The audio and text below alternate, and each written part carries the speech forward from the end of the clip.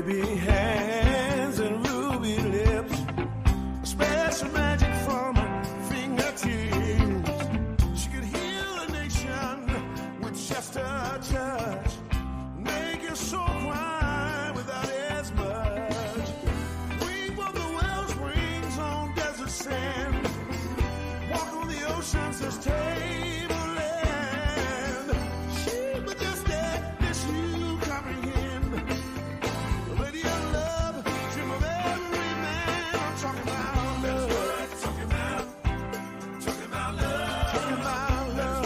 Talking about love. I'm talking about L-O-V-E. Talking about love. I'm talking about love. I will walk a million miles over glass, my feet bare. Stare directly at the sun until blinded by the glare. Climb Everest the mountain, swim the deepest sea. If this woman I see would give her love to me, through bloodshot eyes did she call to me. But for the love I would no longer be known. If you will love me, you can really say. But for a moment with her, give a 1,000 days. Talking about love. Talking about love. That's what I'm talking about. Talking about love. Talking about love. Talking about love. Talking about love. Let's take it home tonight. Let's talk about love. Talking about love. Talking about love. It'll make a blind man talk about seeing again. Make a crippled man think about dancing again. I'm a man in love, this you already know. And for my baby's love, I will walk through the rain and the snow. Can you ever love me? Who can really say? For my baby's love, I can never walk away. Come on and play. Yeah, yeah.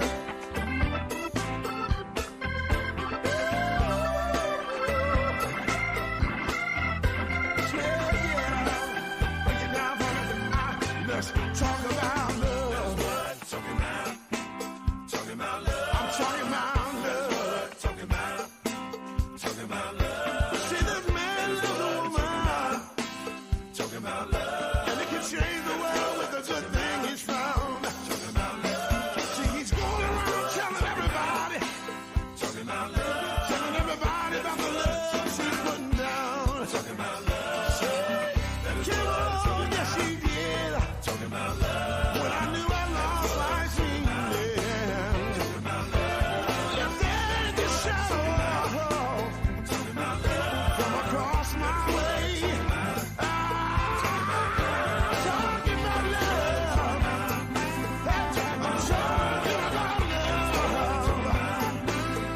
Makes music have my happy head.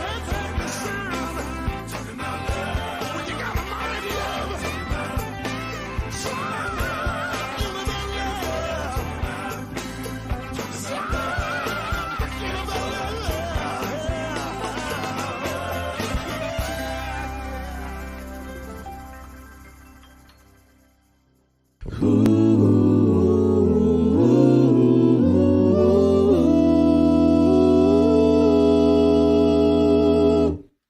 Two, three, four. I was born by the river in a little tent, and oh, just like the river I've been running ever since. It's been a long time coming, but I know a change gonna come. Oh, yes it will. It's been too hard to live it, but I'm afraid to die. 'Cause who knows what's up there beyond the sky. It's been a long time coming. I know a change gonna come. Oh, yes it will. And then I go to my brother, and I say, brother, help me please.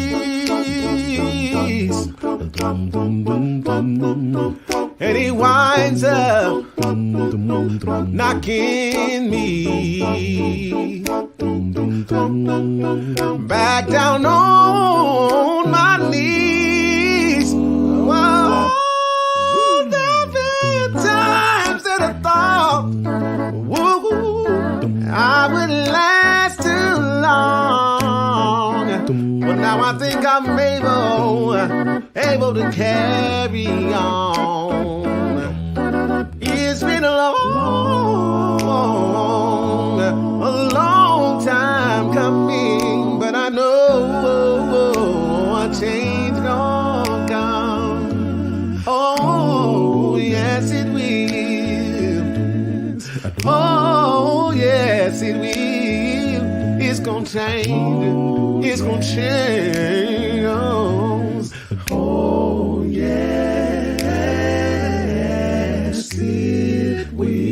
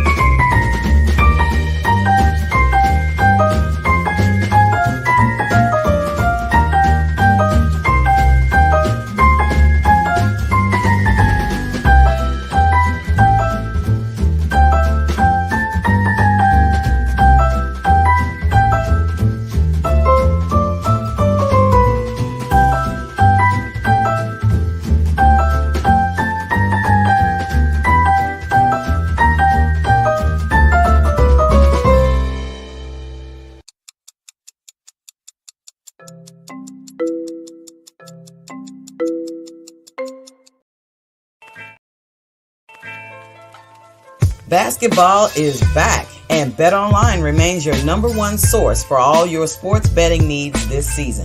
You'll always find the latest odds, team matchup info, player news, and game trends at BetOnline. and as your continued source for all sports wager information. BetOnline features live betting, free contests, and giveaways all season long. Always the fastest and easiest way to bet all your favorite sports and events, whether that's NFL, NBA, NHL, MMA, tennis, boxing, or even golf. Head to betonline.ag to join and receive your 50% welcome bonus with your first deposit. Make sure to use promo code BELIEVE, that's BLEAV, to receive your rewards. It's BetOnline, where the game starts. Tell them the Noisemaker sent you.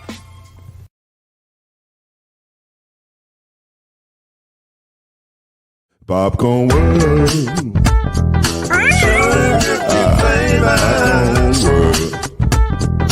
Popcorn World. Yeah.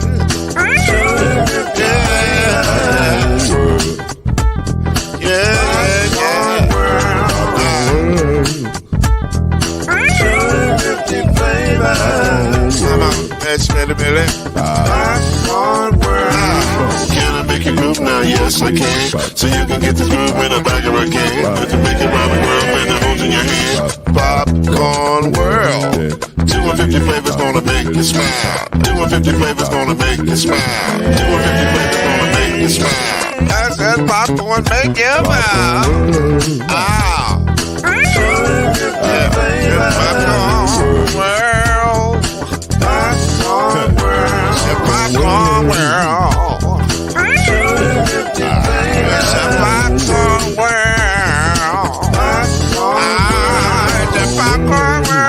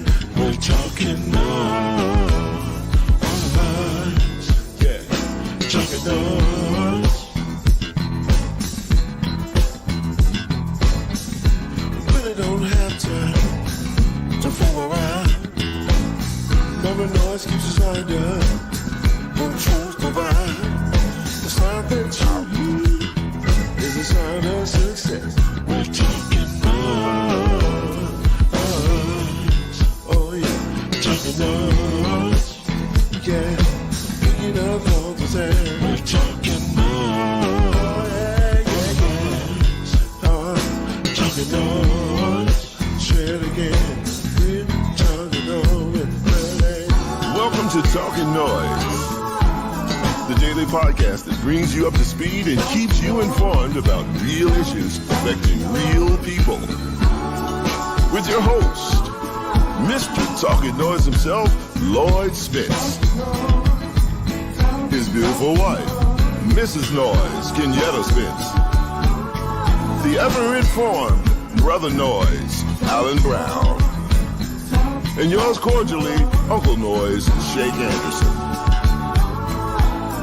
Come on in and join us as we reveal and opine today's most pressing issues. Real truth while having real fun. Talkin NOIZ is in your house right now. So sit back and enjoy Talkin NOIZ.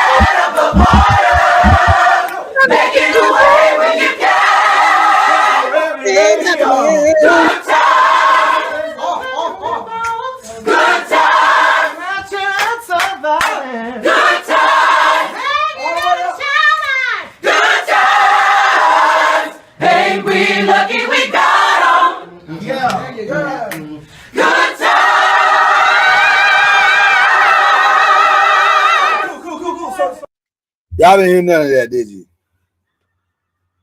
I was trying to unravel the cord. It was stuck underneath the thing. I don't know what happened with that cord. White guitars. Give me some music, man. I'm a little verklempt right now. Jeez.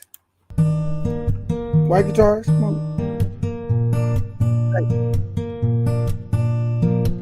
Well, listen. We're back for another wonderful edition of this show we call Talkin NOIZ. It's raining outside from Arkansas to Kentucky, but we gonna press on. No fear of the rain, no fear of the storm. Just here for you. Why? Because we love you. We love you. What is it?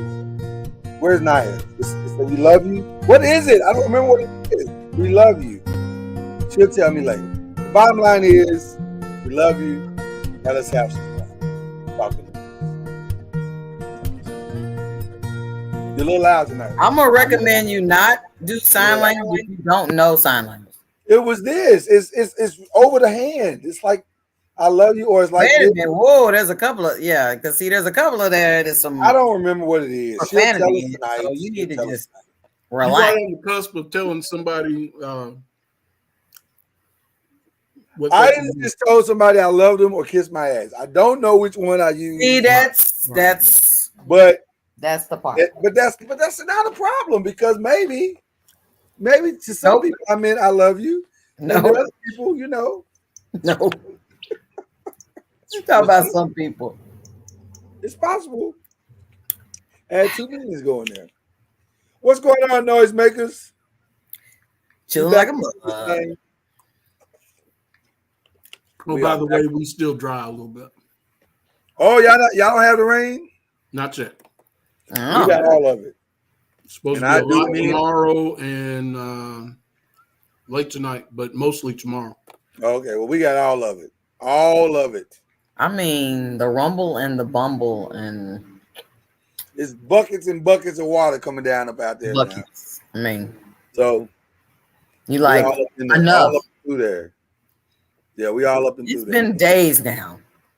Off and on. Mama NOIZ, you sound frustrated. I'm trying to talk. I am. I mean, it's like okay, how much rain is necessary? I mean, take that up with God. Get your frustrations. The Lord, ask the Lord. Say, Lord, you said that the end of the world would not be by water this time. So I'm trying to figure out what is all this. It is not that bad. It's been pretty bad. Really? I mean, the dirt outside is like mud. It's pretty bad. Mama NOIZ, if it's like mud. It's mud. It ain't like mud. It's mud. And until you have to drive in it, then it's like, why is there so much rain? Why is it so muddy? I wish you could find your happy place again. Yeah. It's sad. It's really sad right now.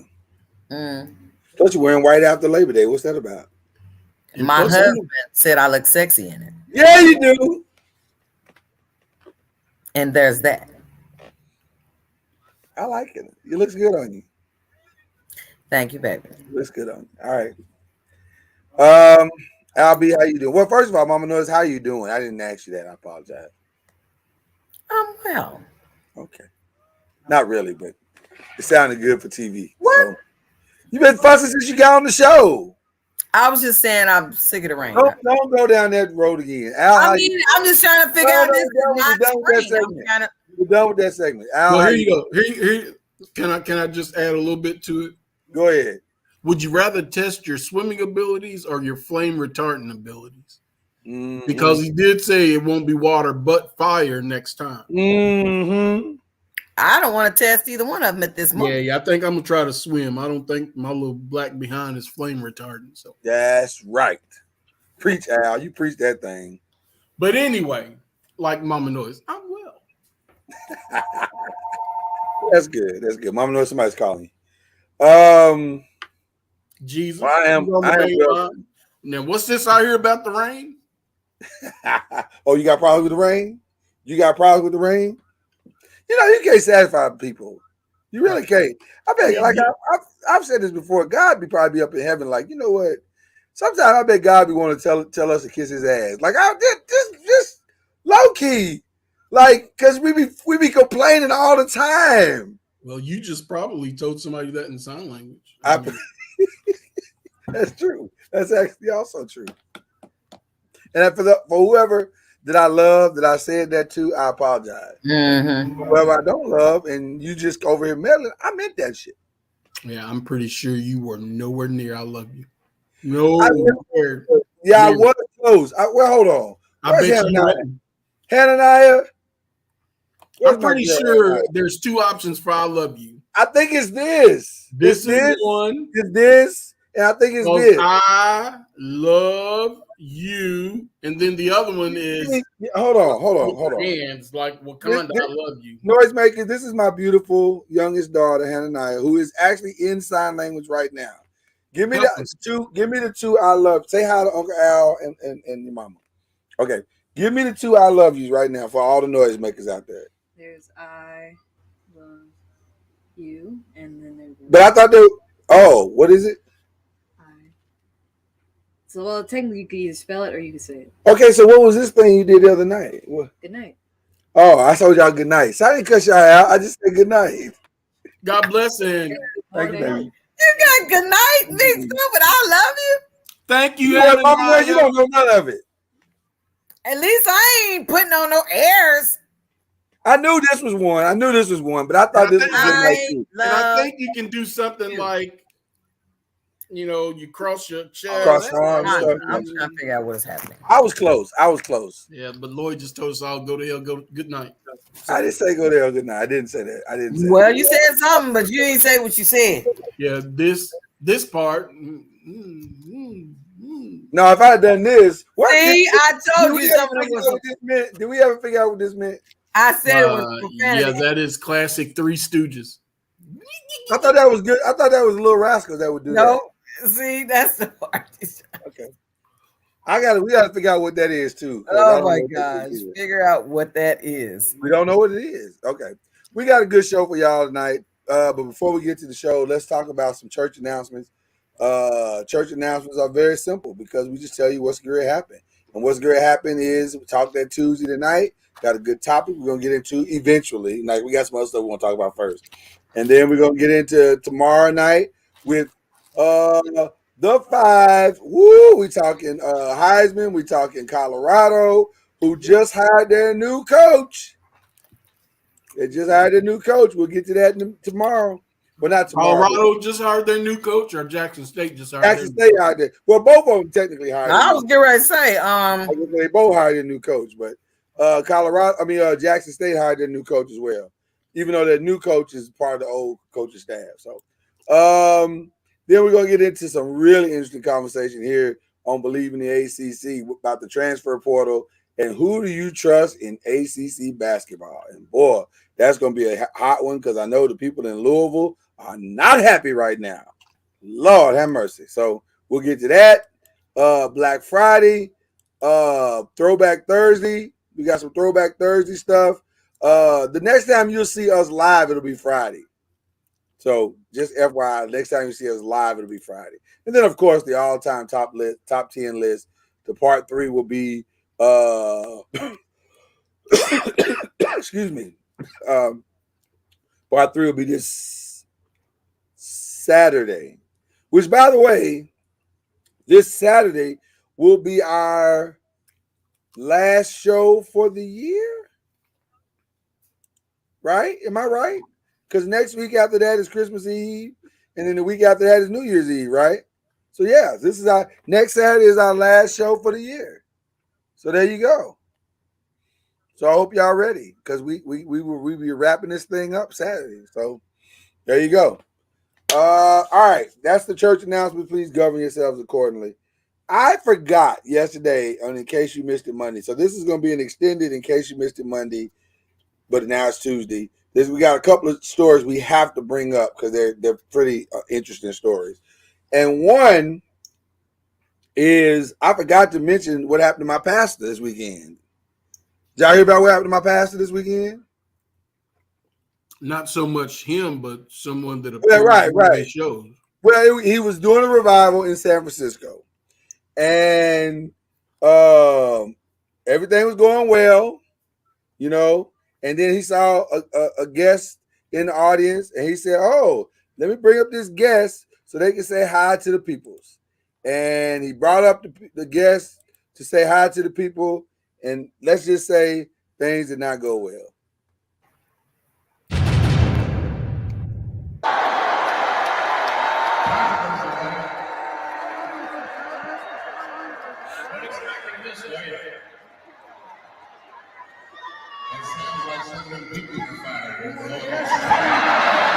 In case y'all didn't hear what he said the boos sound like some of the people you fired.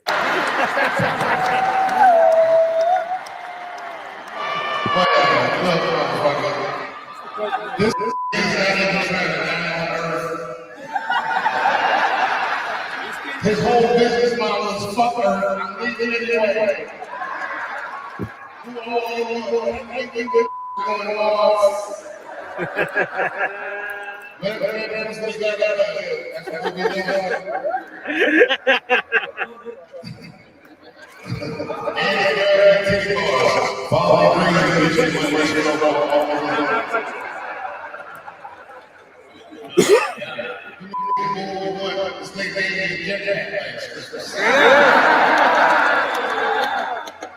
He said, "Boo all you want." This nigga gave me a jetpack last Christmas.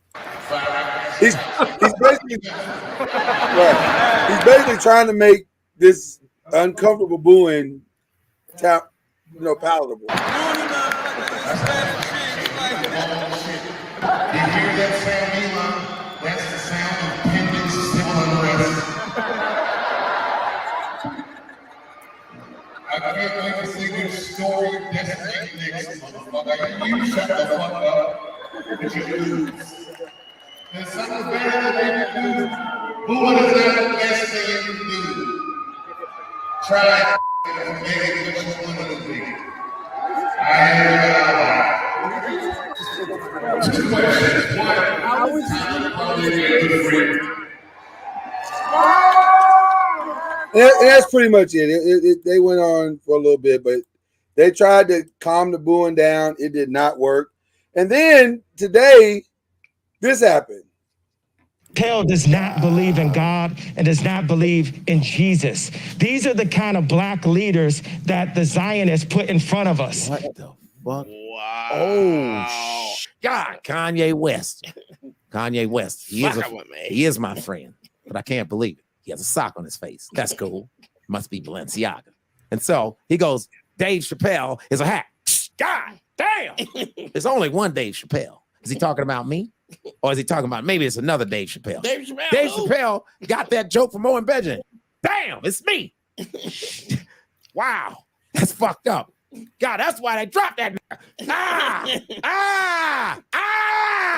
Benjamin Dave Chappelle is a hack, and he gets a lot of his jokes from Owen Benjamin. What? So now he's trying to say Dave Chappelle's a joke stealer. That's really, I thought that came out like 2 weeks ago. It may have, but they reran together today, so it all worked out. So the bottom line is somebody's gonna have to take Kanye to that one place. I don't understand what was the Elon Musk thing? What you said they was trying to stop the booing? Well, who? So it was a splattering of booing loud enough to be heard at the concert, and because there were people that weren't, you can't bring Elon Musk up at a concert in San Francisco. I mean, Jesus, that's like one of the most liberal towns in the United States of America. So it ain't gonna go over well. So he did, and it didn't work well. And so Pastor, being the man that he is, tried to soften it up with some jokes. And the people was like, "Hi, Dave Chappelle, you're really funny. Boo, nigga, boo. Boo, boo, boo. Boo, Elon Musk, boo." Booing Elon Musk? Yeah. Oh, okay. Why was that so hard for you to get? I mean, I didn't know if they was booing Dave. He's been booed before. It wouldn't be the first time, but no, they were booing Elon Musk. He expect somebody to really clap for Elon Musk? I mean, he's still letting folks go, and they selling office equipment.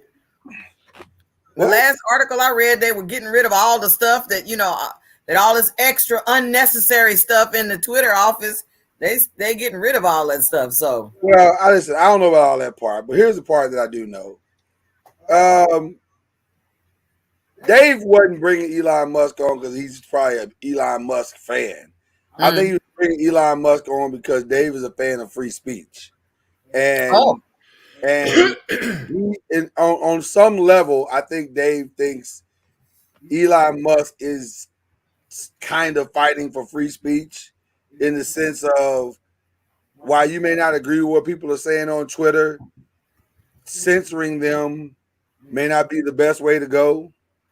And I don't know if we've ever talked about this on this platform, but I'll say this publicly. I have very mixed emotions about it. Because while I don't want to be called a nigger from a white person on Twitter, I use the word nigger quite often myself. Mm-hmm. You see what I'm saying? Yeah. And Dave has to take that stance because if not, there he fall prey to censorship himself. Right. So he has to stand, not necessarily with, but he has to share the stage with Elon Musk because there's an allegiance there, an uncomfortable allegiance, mind you, but an allegiance nonetheless. Same thing with J.K. Rowling. I'm 100% sure that Dave Chappelle does not believe in everything J.K. Rowling believes in. However, when J.K. Rowling says, "You are born whatever you are born with," I don't disagree with that. Now, people may not like that, and people may, in this new world we live in, you may not like how that feels to this new generation or whatever, but it doesn't change the reality of what that belief system is. And so I don't know. It's a weird allegiance. And Tara, you asked, does he have to share the stage? He chose to share the stage. And I think the moment, knowing and following Pastor Dave as I do, because that's my pastor, he understands. I think he's probably one of the more, how can I say this? He's probably one of the more, that's not the right way to say it. He gets how to support somebody without supporting everything they believe. which brings us to the whole Kanye thing. I'm very surprised that Kanye would say that about Dave. For real. But I'm not surprised because Kanye's off his rockers. Okay. But David supported Kanye through all of his bullshit, even up to and including what he said about him on Saturday Night Live at his stand-up. Now, Dave may feel a way about what he said, but you've known Dave Chappelle your whole entire career. He's had your back and even stood next to you in some of the stupidest things you've done. So for you to say that he's a joke stealer, which is the highest form of disrespect that you can show a comedian, yeah, I'm just wondering where Pastor's gonna stand on that. Well, you're right, because he was the first one to hop the plane out to Wyoming or wherever they was at his ranch or whatever, trying to come out to check on him after one of his outbursts in the past where folks was like, what is he doing? I wouldn't have stood on the stage with him either. But Dave being the genius that he is, I'm certain that he realized, oh, this is going to lend some free material. That's also true too. Yeah. Yeah, I probably wouldn't have done it, but I'm probably more definitive than that too, because I don't want the publicity necessarily that way. Can I go off track just for a second? Absolutely, sir. Not really off track, because Dave mentioned it when he was talking about Elon Musk saying, F Earth, he's leaving. He did say that. That's his whole plan. Right. That's his plan. So I just thought about this. Have y'all heard anything about Space Force? Have they made any arrests? What's going on with Space Force? I have not heard anything about Space Force. I know they're still recruiting. Right. Since they started the process, I have not heard anything other than that it exists. I was just curious if they had any numbers on any leads their first 4 years of. I only know the G-Force of when I was a child cartoon. Oh, that doggone Albie is a pure, unadulterated savage, and I am here for it.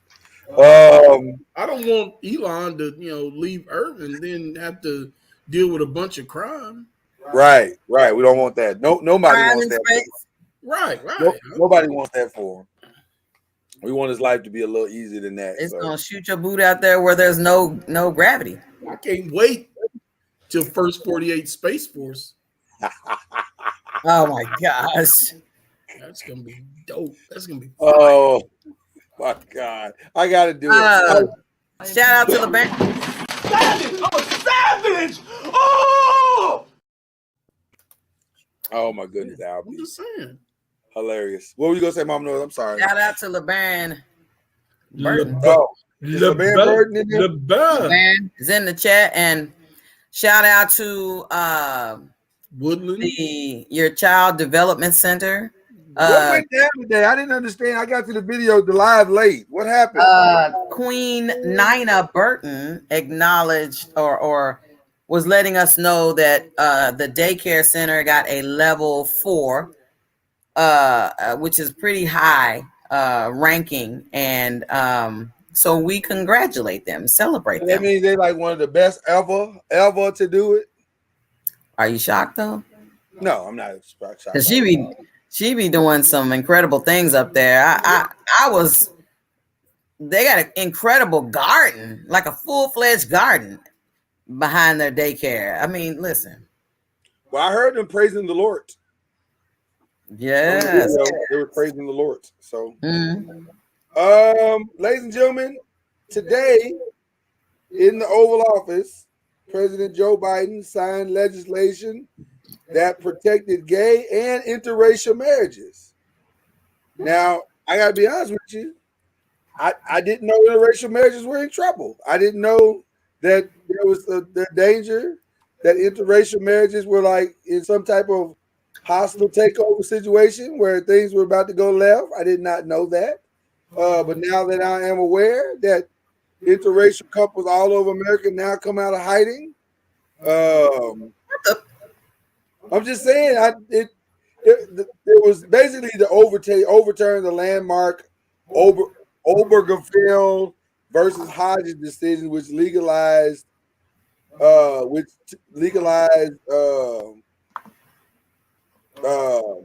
Interracial. Well, here's what. Okay, I'm explaining it wrong. The Okay. new law will protect same-sex marriages if the Supreme Court were to overturn the Obergefell versus Hodges decision, which legalized same-sex marriages in 2015. Then, I guess, also said the new law confers to all married couples the federal protection that will come with marriage, such as legal recognition as next of kin when a spouse is ill. Now, I'm not 100% sure how interracial marriages got into that, but I guess interracial couples can now rest assured that their marriage is now protected by law.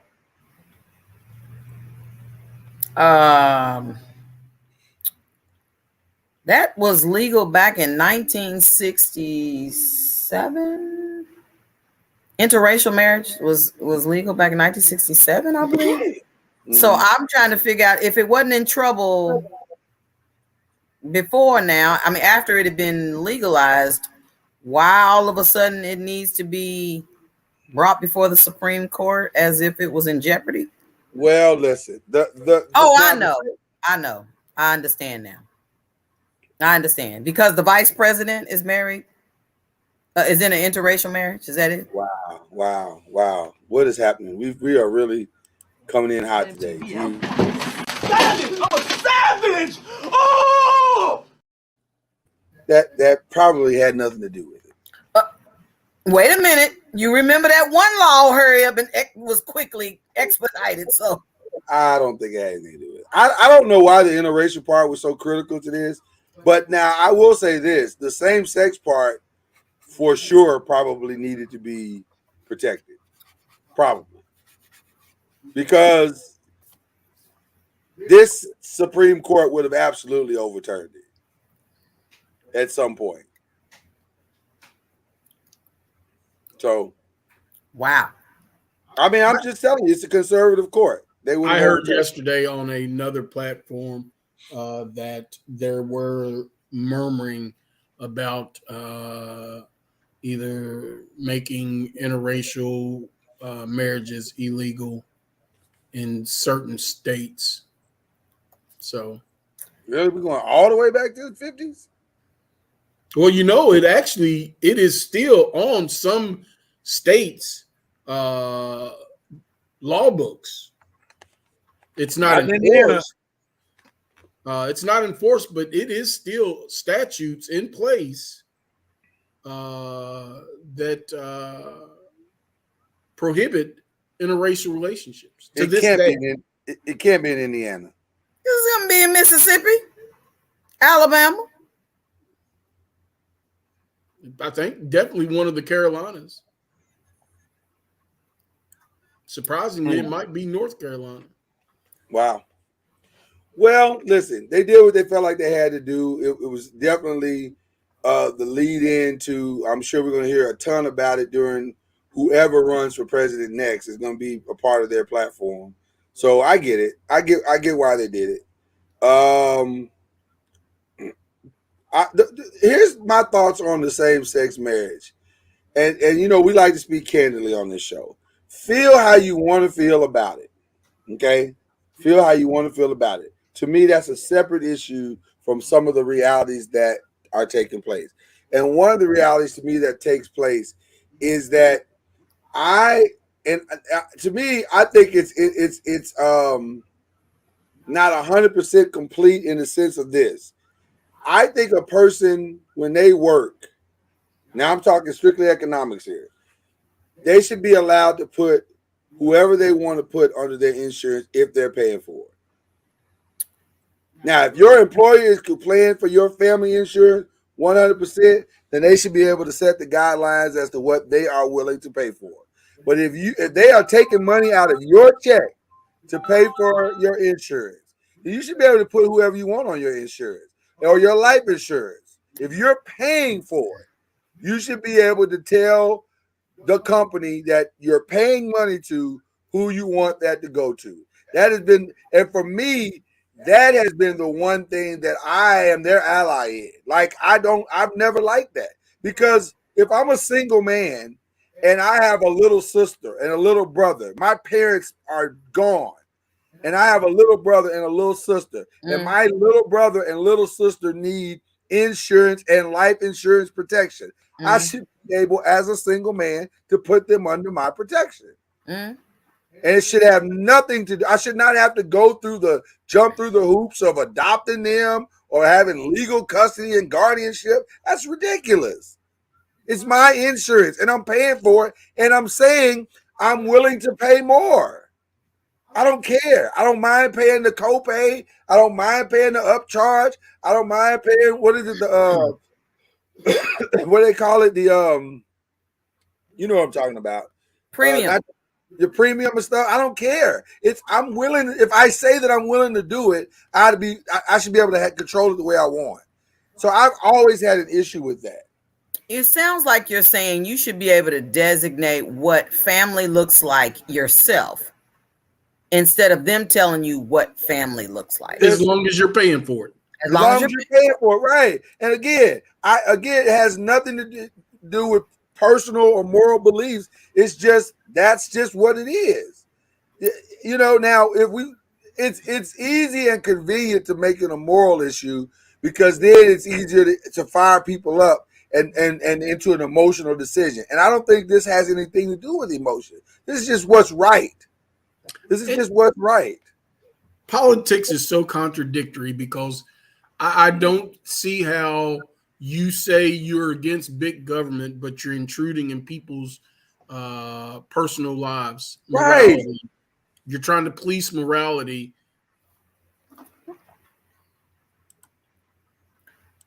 Yeah, I agree. I don't. Well, you know, even in because you know, insurance was my arena in my 20s.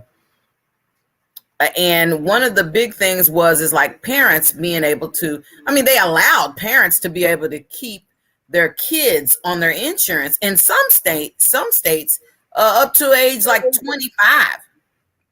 And right. Some states were like, no, they old enough to be able to do whatever. But, you know, you should at least wait for them to get out of college first, you know, but it varies from state to state, like any other. My thing is, what does it matter? If you're 35 and I got and mom and them got the better insurance, and mama saying, listen, I got the money, I'll pay for it. Y'all just ride on my whatever. I mean, I don't know. Then they like, how old are you? Why are we making it harder for families to do right? You want them to struggle. You want them to suffer. You know, you're saying they're not eligible for this, but your family's saying we're willing to bear the weight of, you know, of the situation, and we're willing to pay for it. So why can't you? No, but that person's not. A person's too old. They need to have their own policy. And Tara is saying, well, it's taxes, but you know what? We're relatively, when we want to be, we're a relatively smart nation. Surely we can come up with new and improved tax codes that would cover that. So if you have a grown ass adult on your insurance, maybe maybe you tie that into some type of tax code, and you and that adult have to pay on that tax code. Surely there's ways to deal with that, but it's just lazy government to say blanketly we ain't doing that. To me, that's just my opinion. But you know what? It's almost like Big Mama and them knew that this type of stuff was going to be a problem. So, like, my grandmother used to be like, she had insurance policies for burial, life insurance policies and burial insurance for all of her kids and, you know, grandkids. Because she's like, I'm not going to let the government tell me what I can and can't do for my family. Now, they ain't got no problem with you doing that type of stuff, because they don't want, you know, they'll go ahead and say, you know, no problem with you getting individuals' life insurance policies and all that type of stuff. But when it comes to health insurance, keeping people well, that's when you got the problem. But even that was a trick, Mama Noise, because they would have some of these old janky policies back in the day. And Now, they it had wasn't good people- policies. I mean, that I part, was gonna say they had these old janky policies it wasn't back that, in the day, and they yeah, was it just was bad. It was really bad. They really got Big Mama. They got, you know, took her money in that's what I reality. was trying to say, but you wouldn't let me finish. You wouldn't let me finish. She was trying to let you finish, but you froze up. Did I freeze up on your end? Because I wouldn't freeze on this other end. You just froze on mine. Yeah. Yeah, that's what I'm talking about. All right. Well, that's what went down today. Am I missing any other stories, y'all? I can't think of anything else we missed from yesterday. Well, you said that Meg Thee Stallion went to court. Was that today? No, they've been in court. Well, one of the things that I read an article today that said that they divulged from the court case is that the reason why he shot her in the foot was because she tried to come for his rhymes and said he was raggedy. Where's the lie? That was the purpose for shooting somebody in the foot is your stuff is raggedy. Where's the lie? I mean, I'd be mad. I mean, So that was There's the no lie breaking being news. That told. she took the stand today. did she take the stand? I believe The that is article the I news read of the showed her day. going into court. She took the stand today. Oh wow. So I was like, okay, sir. Testimony as simple as ow. No, What? ow, really? What? Damn. I'm just trying to see what her testimony was. I'm kidding about that. It's just light jokes, y'all. Don't take it personal. I support black women, and I never want to see that woman get Sports shot in black the foot. women. Right. I didn't want to see that woman get shot in the foot. So there you go. Today. You gotta say that because if you don't, boy, folk will come for you. So you don't support black women. That's exactly what would be They're saying the trial is gonna last no more than probably 8 days. why so long? You got that many people that's got to be brought in as a witness? That man is fighting for his life, Mama Noise. He's trying not to go to jail. Did we find out if he was a citizen? What? Did we find out if he was a citizen? I thought he was from Canada. I'll let you look that up. I'm just saying. I ain't scared.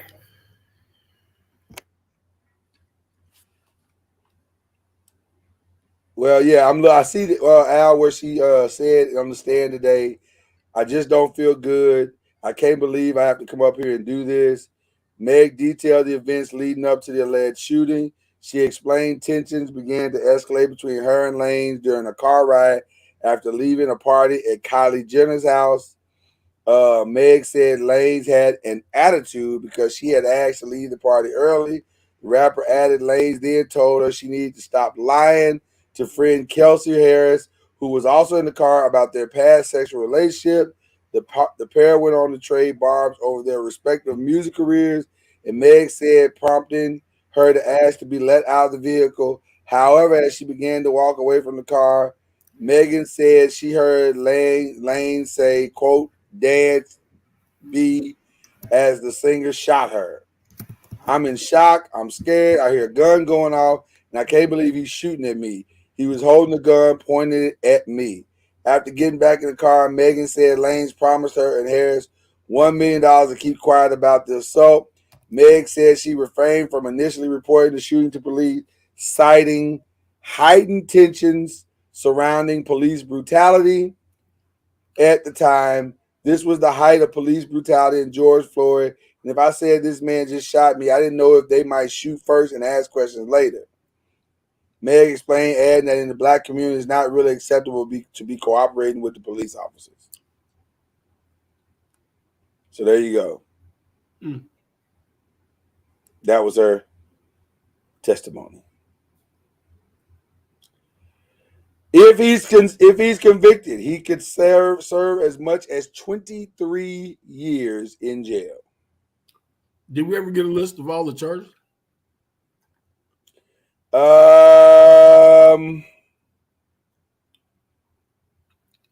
Let's see. It looks like it's just, well, I don't know. Felony assault. That's all it is. Really? Yeah. What's that clown's name? His real name? No, what's his name? Tory Lanez? His performer's name is Tory Lanez. His real name is Daystar Peterson. Sorry. Daystar Peterson. Didn't see that coming at all.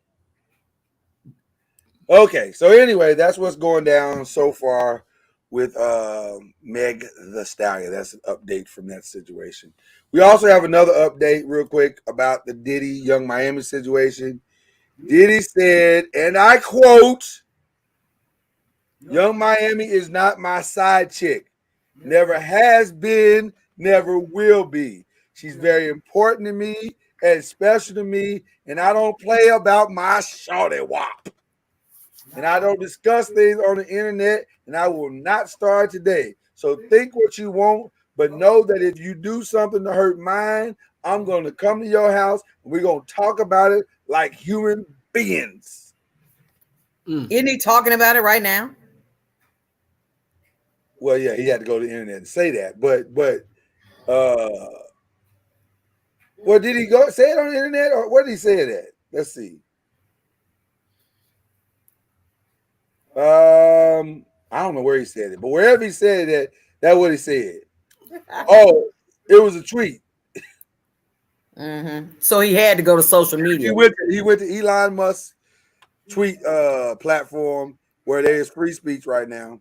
Well, he's there because he contributed, according to what I read, it's because he contributed $10 million to save Twitter. Mama Noise, I feel like you're judging when you say that statement. I don't like the way you said that. And by the way, the ticker tape says Mama Noise was right. We get a ticker tape. Y'all got too much power now. Tory Lanez is a Canadian citizen. Well, he's going to an American jail, so it don't really matter. Or he could be extradited. No, no, that's not how that works.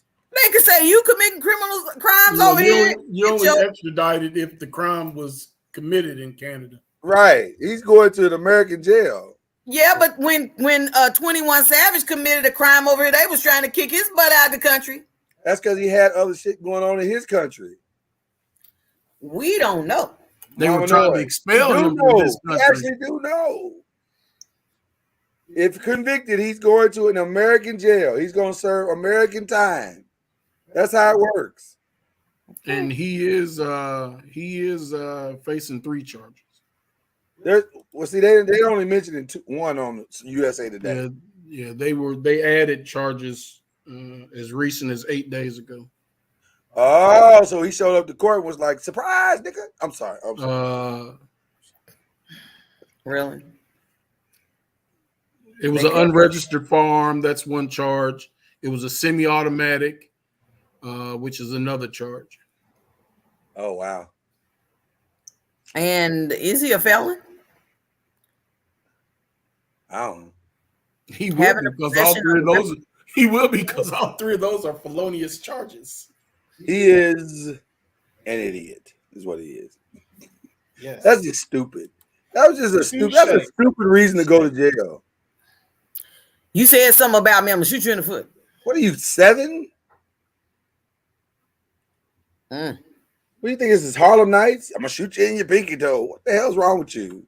See, that was a bad example. I don't think his intent was to shoot her in her feet. I think his intent was dance, B. Nope. Yeah. Just like you used to throw firecrackers at people's feet. And your intention wasn't to blow their foot off. Your intention was to startle them and make them, shuck and jive, Well, guess what? Now your ass is going to jail. So Tyra said he ain't gonna go to jail. He just gonna get a reduced sentence. Wrong. No. Not at all. No way he's getting off with this. Yeah, he can go to prison and make a porn. Now he gonna try to tell all her business He gonna try to tell all her business in court. Now that part's gonna happen. Shame on you for sleeping with such and such and doing this and doing that.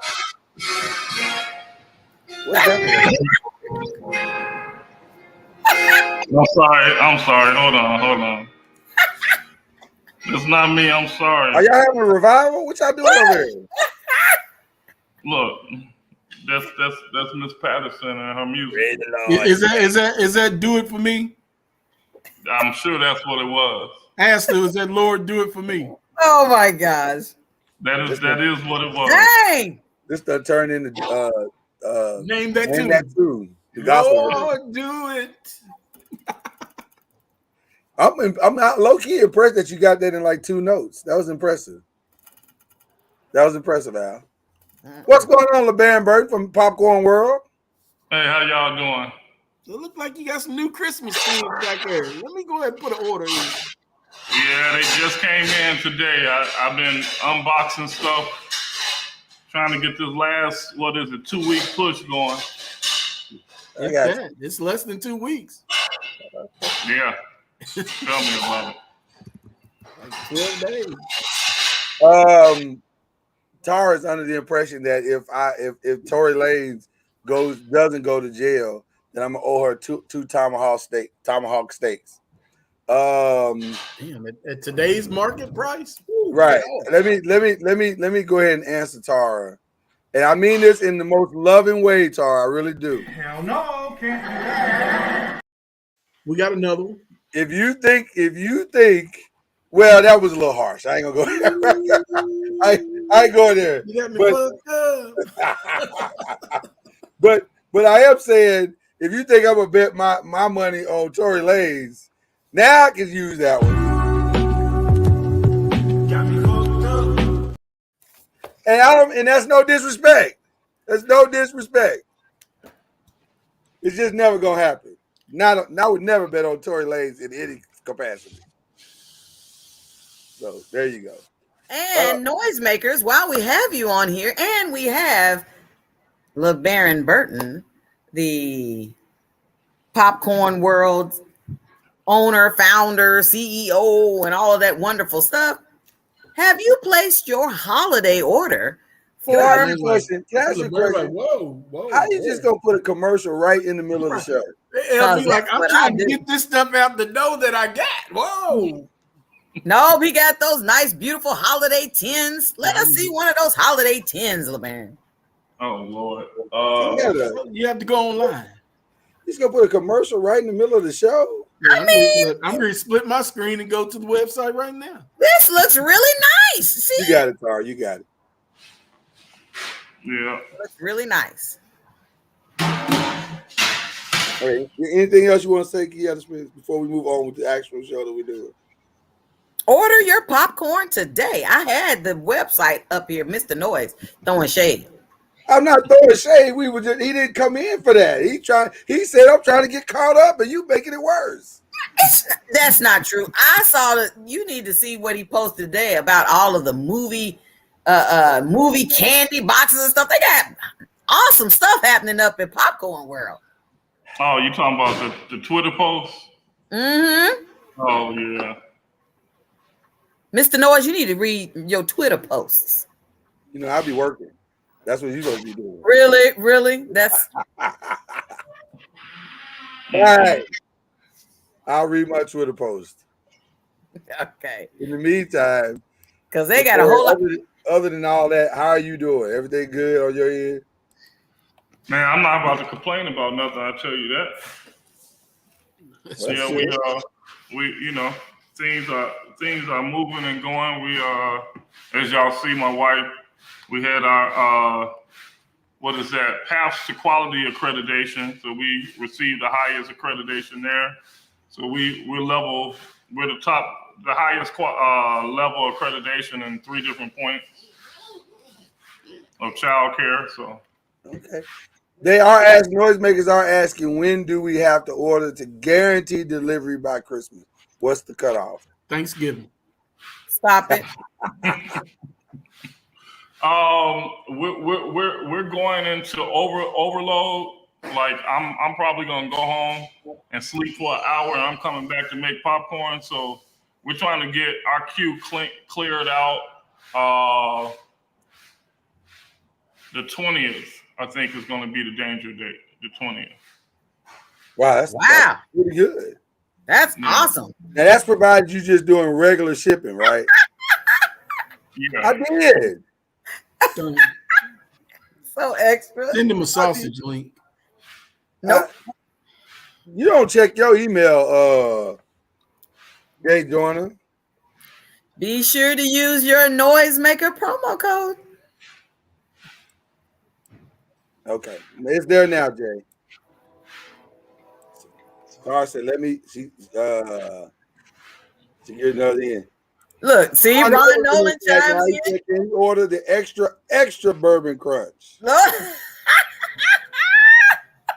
The bourbon crunch ain't in rotation. I got spiked eggnog though.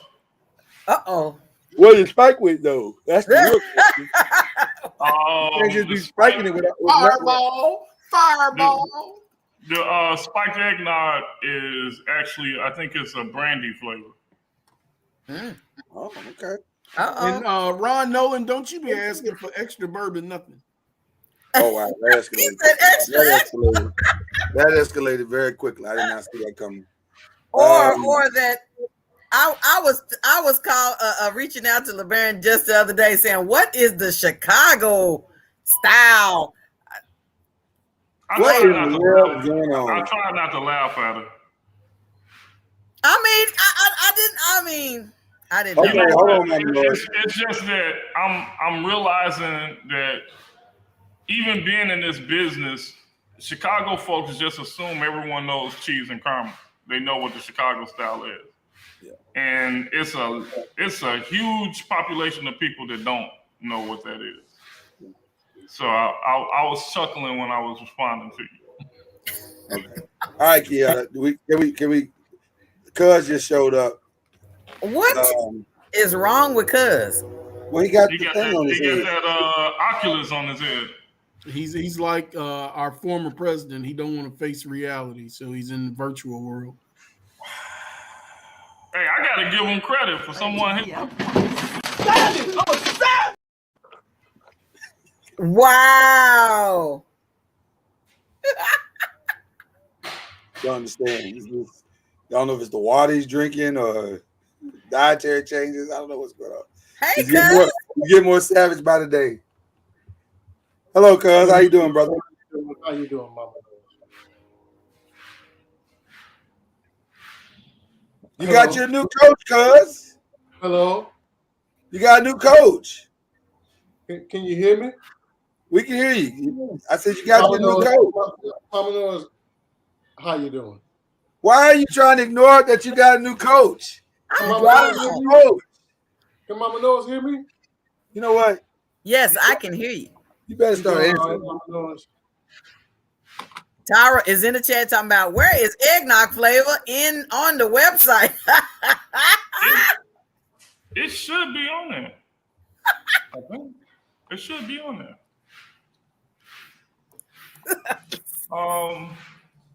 Cuz why you don't want to acknowledge your new coach? Try gourmet flavors. Yeah. Mr. Popcorn World, what kind of cameras that you using, man? That thing look like it's in HD high def. I know it's crispy, ain't it? That shit look good, man. What you using? It's a Sony SV-E10. What's that? Mr. Noah, that's what you need. It's a point and shoot camera, basically. It's one of Sony's entry level cameras. That's entry level? I mean, it's kind of like entry into the. I mean, the camera itself is probably about $800. LeBaron, let me tell you something. First of all, you're taking the bait. They have a new coach at Jackson State, and Cuz don't want to acknowledge it. I don't know why.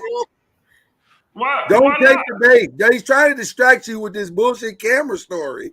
When the truth is, they just announced today, brand new coach. I think it was a well-deserved appointment. That's all I'm saying. Why you don't want to acknowledge the new coach? You were showing Dion all that love. Show Coach TC that love. See, there you go. How's it going, brother? You know what? How you feel about? What does S mean? What does this even mean? What does that even mean? How you feel about Mr. Hilton? Cuz Noise is still upset at the. Oh, he's very upset, LeBan. I mean, I'm not happy with it, but I can't be mad at it either. You know what? One of the things I dislike. Told my ragged ass wife this years ago. I said, listen, you speak for how you feel. Don't speak for how I feel. Your ass won't speak. Speak then, nigga. Speak. What we can't do is have a discussion of you telling me how I feel. Well, then I ask you how you feel, and you won't, and your ragged ass won't answer. Speak. Oculus. So I asked that years ago. I said, now this marriage here ain't gonna last. Well, guess what? Guess what, nigga? I ain't your wife. I ain't your wife. I ain't married to you. I ain't giving you nothing. You know, if I told her that, you know what I do for you, right? Oh my God! And you know I don't give a damn either, don't you? My God! Why won't you acknowledge your coach? What's that? What's that you say, Cuz? What did you say, Cuz? I didn't hear you. How you feel about Mr. Hilton joining the Cowboys wide receiving corps? When's last time he caught? When's last time he caught a pass? He been catching this year. He has not even played on the team. See, that show you ain't even a fan. He ain't played a game this year. Not one game. Yeah, he has.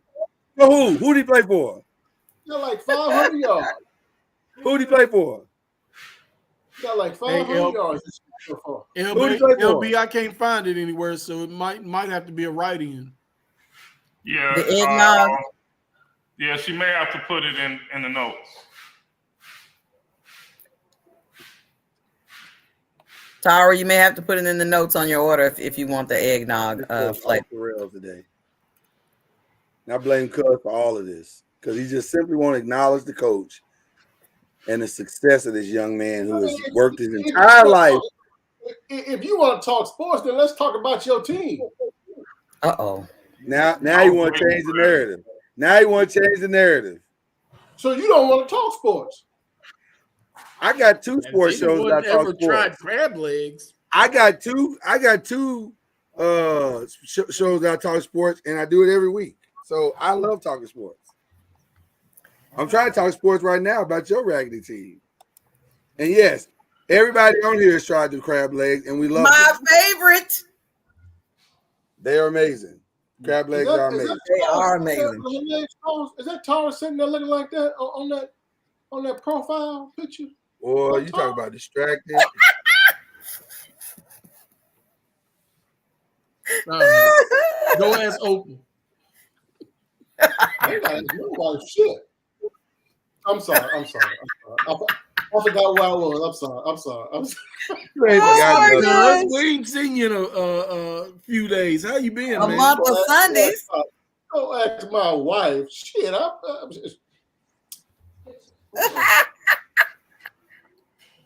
Really? Oh my gosh.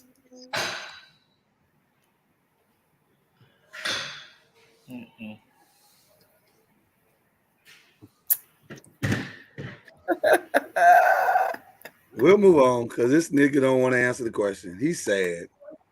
He always want to change the narrative to something else. When his feelings really try on the contract, Lloyd. Let the man absorb it. Well, listen. I don't even know what y'all been talking about, but listen. On a serious tip, y'all hear about that rich fella getting ready to go to prison for the rest of his life? That was the story I was forgetting. The FTX dude. Right.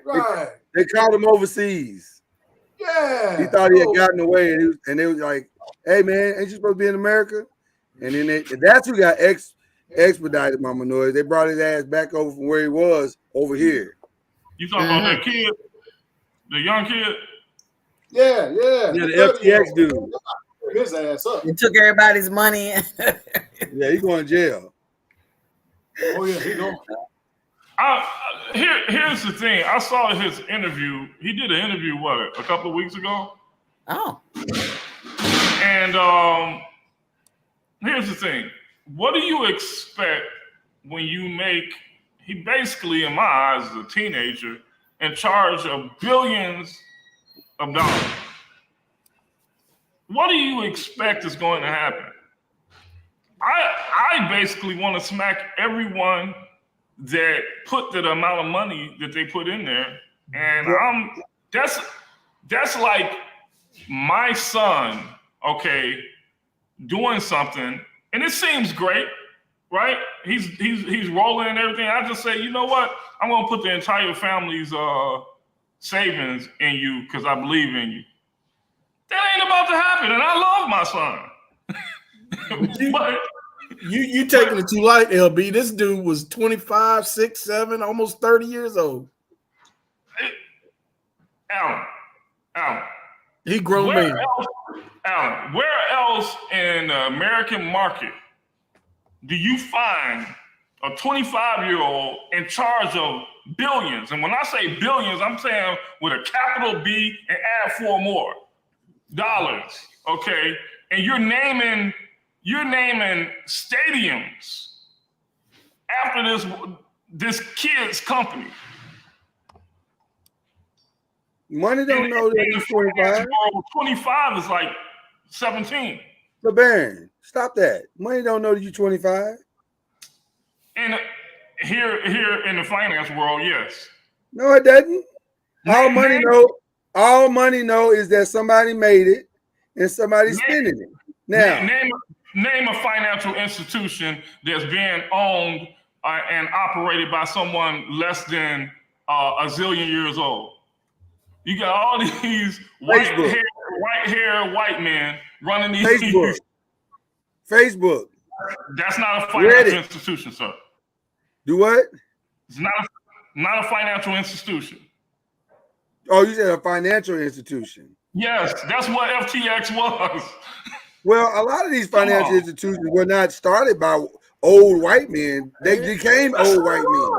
But I would suspect that there are hundreds, LeBaron, of these crypto type financial institutions that's mainly which are unregulated. Unregulated. Well, hold on. When most of our older financial institutions were started, they weren't started by old white men. They were started by white men. They were relatively young when they started them. Those institutions are regulated, and they weren't really. They were handed down to them from other older white men. But that's not what. No. When they started, you said name financial institutions that were started by old white men or young white men. Lloyd, the answer to that is most of them, because we're not talking about 1849 when you only had to be 10 years old to own a farm. We're talking. Hold on, LeBaron. But that ain't what you asked. You asked who was started, and the answer is most of them. Now, if you say who runs them now, that's a different thing. I'm saying through the evolution of going through depressions and recessions and them learning, and now we're at where we're at today. I'm sorry, that was inevitable. Mr. LeBaron is correct. We do not entrust financial institutions with 25-year-olds. You don't give 25-year-olds the multi-million-dollar accounts. You allow them to work themselves up and get experience in the company and grow within a company. He is correct. Financial institutions are ran by older white men. That's not what he's asked, though. They're not ran by. I understand what you're saying. But this is not a traditional financial institution. Right. There was never real money in the first place. And that's the problem. And that's why they are where they are, because it was not a traditional company. Yeah. Well, to be a graduate, how long was he a billionaire? An hour and a half. What was it 5 years, 10 years? About an hour and a half. About 30 minutes. Right, it wasn't long. No, he's been a billionaire longer than that. Oh, about 5 years, maybe. Literally, probably right before the pandemic. Yeah, 17, 18. Yeah, and here's the thing. This was with all the astute financial people that we have in America, right? They saw this coming. Here's the thing. They wanted a reason to regulate crypto. And you have to create a good enough reason. Now you have one. Yeah. They've been wanting to find a reason to regulate and to scare everyone into that regulation. They saw this coming. They said this was hook, line, and sinker. They saw this coming, and they knew it was going to be enough people dumb enough to put their money in there. Well, I don't know. I don't know if that's fair, LeBaron. Dumb enough is a little aggressive. Regulation in America is always behind the curve. They're always late to the game. There's never been anything in America that it got regulated initially. Exactly. It's always reactionary. Yeah. They're always Johnny come lately. Yeah. So that's not surprising. And you didn't have to be a financial wizard to see the collapse of crypto. Right. This is what I'm saying. Right. But see, and here's the thing, crypto itself is not collapsing. Everyone in the financial arena wants it to work because it's the cheapest way to move money. Like I for myself, who constantly loses money on a daily basis trying to move money, can't wait for it to happen. But here's the thing. They needed a way to get their hands on it to regulate it. You had to see this coming, okay? You had to see it coming. There's no way you did. And the people that are trying to sue Serena and Steph Curry and all of this, this is just, look, I don't think, I say if you do dumb things, you get dumb rewards. Well, I mean. Well, listen, to be honest with you, I feel the exact same way about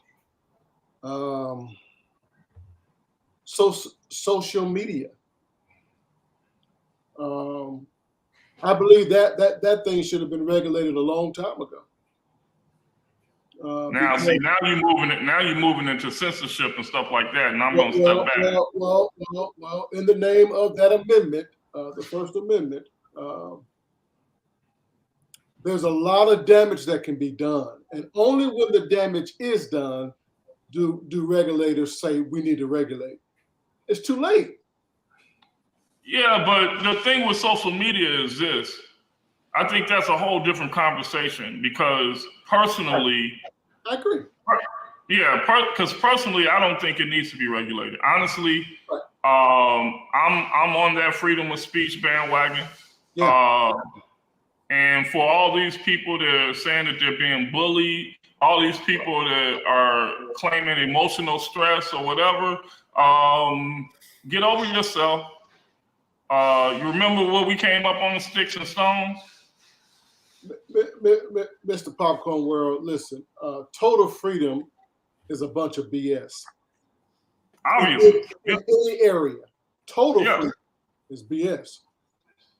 We have to regulate. We have to have boundaries in a society full of millions and billions of people. We have to have regulation. Is it impossible to turn off the computer still? Like, is this not possible? I'm just trying to find a way to stop the bullying. Like, are we not able to turn it off? It don't do for me to be no judge. Because if I'm a judge and you sit in front of me and you talking about, hey, and I hate to sound insensitive, my son committed suicide because he was being bullied on Twitter. And I'm sorry. I'm not allowing you to sue Twitter. I'm not allowing you to sue the people that said what they said because you raised was a problem before your son got to Twitter. For him to feel that type of pressure to allow a computer, a device, some guy in 2 somewhere to say something to make him feel there was a problem before he got to Twitter. You know, Mr. Popcorn World, you know, you're pouring that shit on thick tonight. A little bit. I don't know if that's true. I don't know if that's true what you say. Your old tough hide ass can handle it. Doesn't mean everybody can. Listen, get off of Twitter. Just like you got on, you can get off. Mr. Popcorn World, there are apps that young people migrate to, whether it's Twitter, TikTok, or Motalk, or No Talk. I don't know which talk. Are these apps a necessity for life? But they migrate to these apps in order to be sociable. We did the same thing. When we grew up, we migrated to the cool kids. We migrated to, you know, and what? We had to make accurate choices. We had to make good choices. What do you mean? When we grew up, there was the group of people that you knew you was gonna get in trouble with. There was a group of people that you knew you can get in trouble just being near, and you knew who to be around, who to talk to. You knew what the repercussions of being around these folks. Okay, those are what we call choices. You have the choice to do these things, to be around these people. You see what I'm saying? So let me stop you right there. You do have the choice to do it, but also you should also have the protection that if you make that choice and you decide to get on social media, that you can do so without the repercussion of an aggressive mob-like mentality coming at you. That should not be. Block button, ain't it? Okay, but who wants to block 200 people, 300 people? Let's be realistic, LeBaron. Let's not. Hold on. We heard you. Let me finish. The reality is that there social media bullying? Yes, there is. Should it be tolerated? No, it shouldn't. And should you have the repercussion to be able to call somebody and say, hey man, I'm being bullied, or whatever? Yes. And we have to teach responsible social media activity. Now, yeah, I agree with you in the sense of, you know, we are old enough and of an ilk where we would say, well, I'll just drop that app. It's not a big deal. But when you've been cultivated, it's unrealistic to think that when you've been cultivated into a societal thought process, that it's that easy to stretch away from that societal thought process just because of our traditional. But Lord, it's that easy not to get caught up into it. Do you think my 14-year-old? What are your kids doing right now with their hands? Exactly, they're not in social media. Most kids are. Most kids are, LeBaron, and you know that. You go to a restaurant right now, and you walk in, and everybody. I see what you're saying, but lies the problem. But okay, you can't ignore the problem, acting like it ain't there or like it ain't real. But you just identified the problem. The problem is not social media itself. The problem is you ain't got no business on social media because you don't have the aptitude, you do not have the self-discipline to handle it yet. My teenagers, when they are old enough to get on social media, which is my son just got social media. He's a senior now. He just got social media a year ago. Okay? But you do realize, LeBaron, that there are adults also that are being bullied on social media, what the today's definition of bullied is. So responsibility. Responsibility is not the only part of this. There are people that their whole existence is to troll other people and make them feel uncomfortable on social media. That's a real thing. Yeah. I'm not saying it's right, and I'm not saying that we should not have the wherewithal to be able to deal with it. But I'm saying it goes both ways. You shouldn't be allowed to do it, but at the same time, you know, you don't have to take. We do have to reinforce that message of you don't have to take it. And listen, I understand what he's saying, but I disagree with him. And I wasn't even talking about kids being bullied.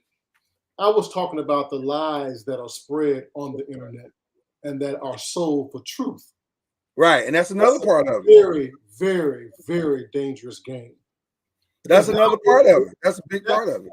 Now we're not just talking about kids being bullied or believing. We're talking about grown-ass people that believe those lies. And that's a problem in a normal society. How do we function if half of you believe a lie? And let me. We've been joking about the Diddy thing all, you know, the last couple of days. But here's the other reality of that situation.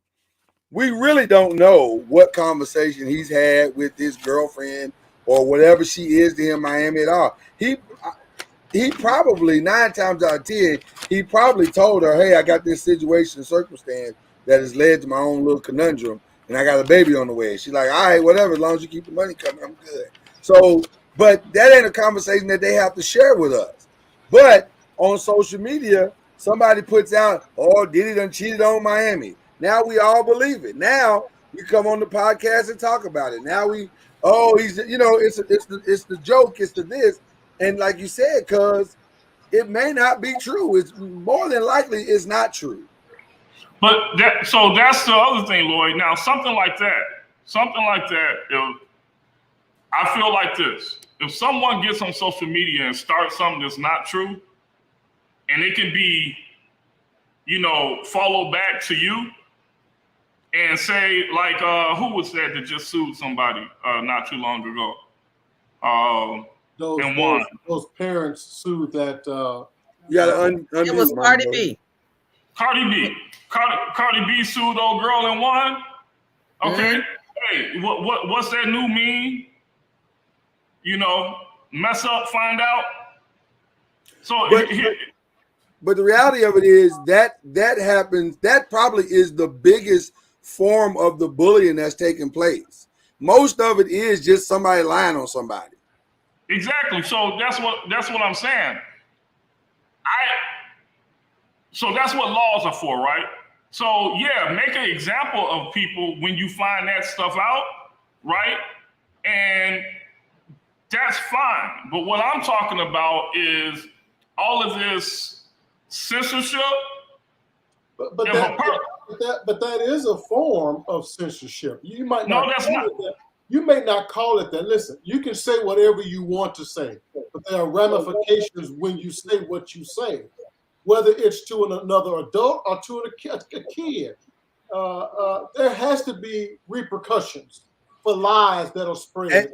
And here's the other reality, cuz. And here's the other reality. Most people don't have Cardi B's money to fight it like she did.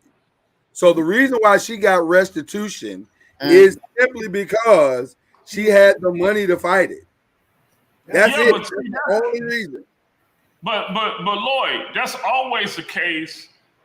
Okay, that's always the case until it becomes commonplace. Cardi B wins that, right? Now someone else on the internet has the power to win it because now there's a case that exists. All right, that says precedent. But now we're talking about two different things. You're talking about precedent. No, what I'm saying is it trickles down. No, listen to what I'm saying. He didn't let me finish. You're right in that now there's precedence, but it doesn't change the fact that every little kid or that gets on the internet and is lied on doesn't have Cardi B's money because she won. She won because she had the money to push it as far as it needed to be pushed, and she won. Yeah. Now, the next little kid, while there is a court case now on the books that says, hey, you can't just say whatever the hell you want to say about somebody on the internet, and she could potentially win it, she still got to pay the lawyers, she still got to pay the court costs, and she still got to go the distance on a trial that could last who God knows how long. So now, if she ain't got the money to fight against that lie's just out there. Yeah, but I guess I don't like this new generation of coddle soft folks. I'm sorry. No, that's a whole nother conversation. That's a whole nother story. It's the same conversation. Not It's necessarily. the same conversation. It's the same conversation. Not necessarily. These people are weak-minded because if you take most of these folks, okay, the majority of these folks, okay, are not Generation X's. They're the younger generations that have been told that people care about your feelings. And the truth of the matter is, people don't care about your feelings. This is a harsh world, and they generally don't care about your feelings. But again, go ahead, cuz. Just because the world sucked for you when you were growing up, why do you want it to suck for the next generation? I'm not the one to say that. I love the way the world was. He is, Ron. He is calling them bands. He calling them bands. He's just doing it in a church way. He is. Yeah, but he definitely calling them bands. That's exactly what he's doing. Okay, educate me. I'm calling them what? Bands. You calling them bands? What's a band? A B-ass nigga. I say it for you. You want me to say it? Oh, okay. Okay, I'll ride with that. Listen, just because it was done in the past doesn't mean it's something that we should carry forward. How about this? Look, cuz, how about this? How about this? Just because, how about some of the things of the past weren't as bad as we've been made to believe that they are? How about that? See, that's that old good time shit that y'all was preaching on Saturday before last. What you talking about? Cause you know they rank Good Times as the #1 sitcom of all time.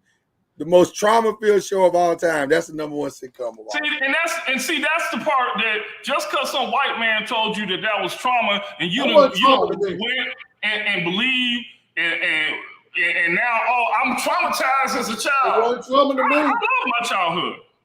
Nobody said we didn't love our childhood, LeBron. Don't be trying to change the narrative. Thelma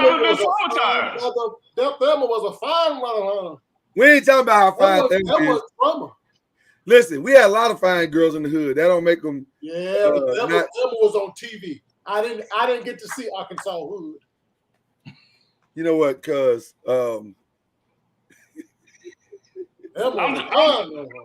I'm just saying, why is it always us as black folks are always made to regret our past?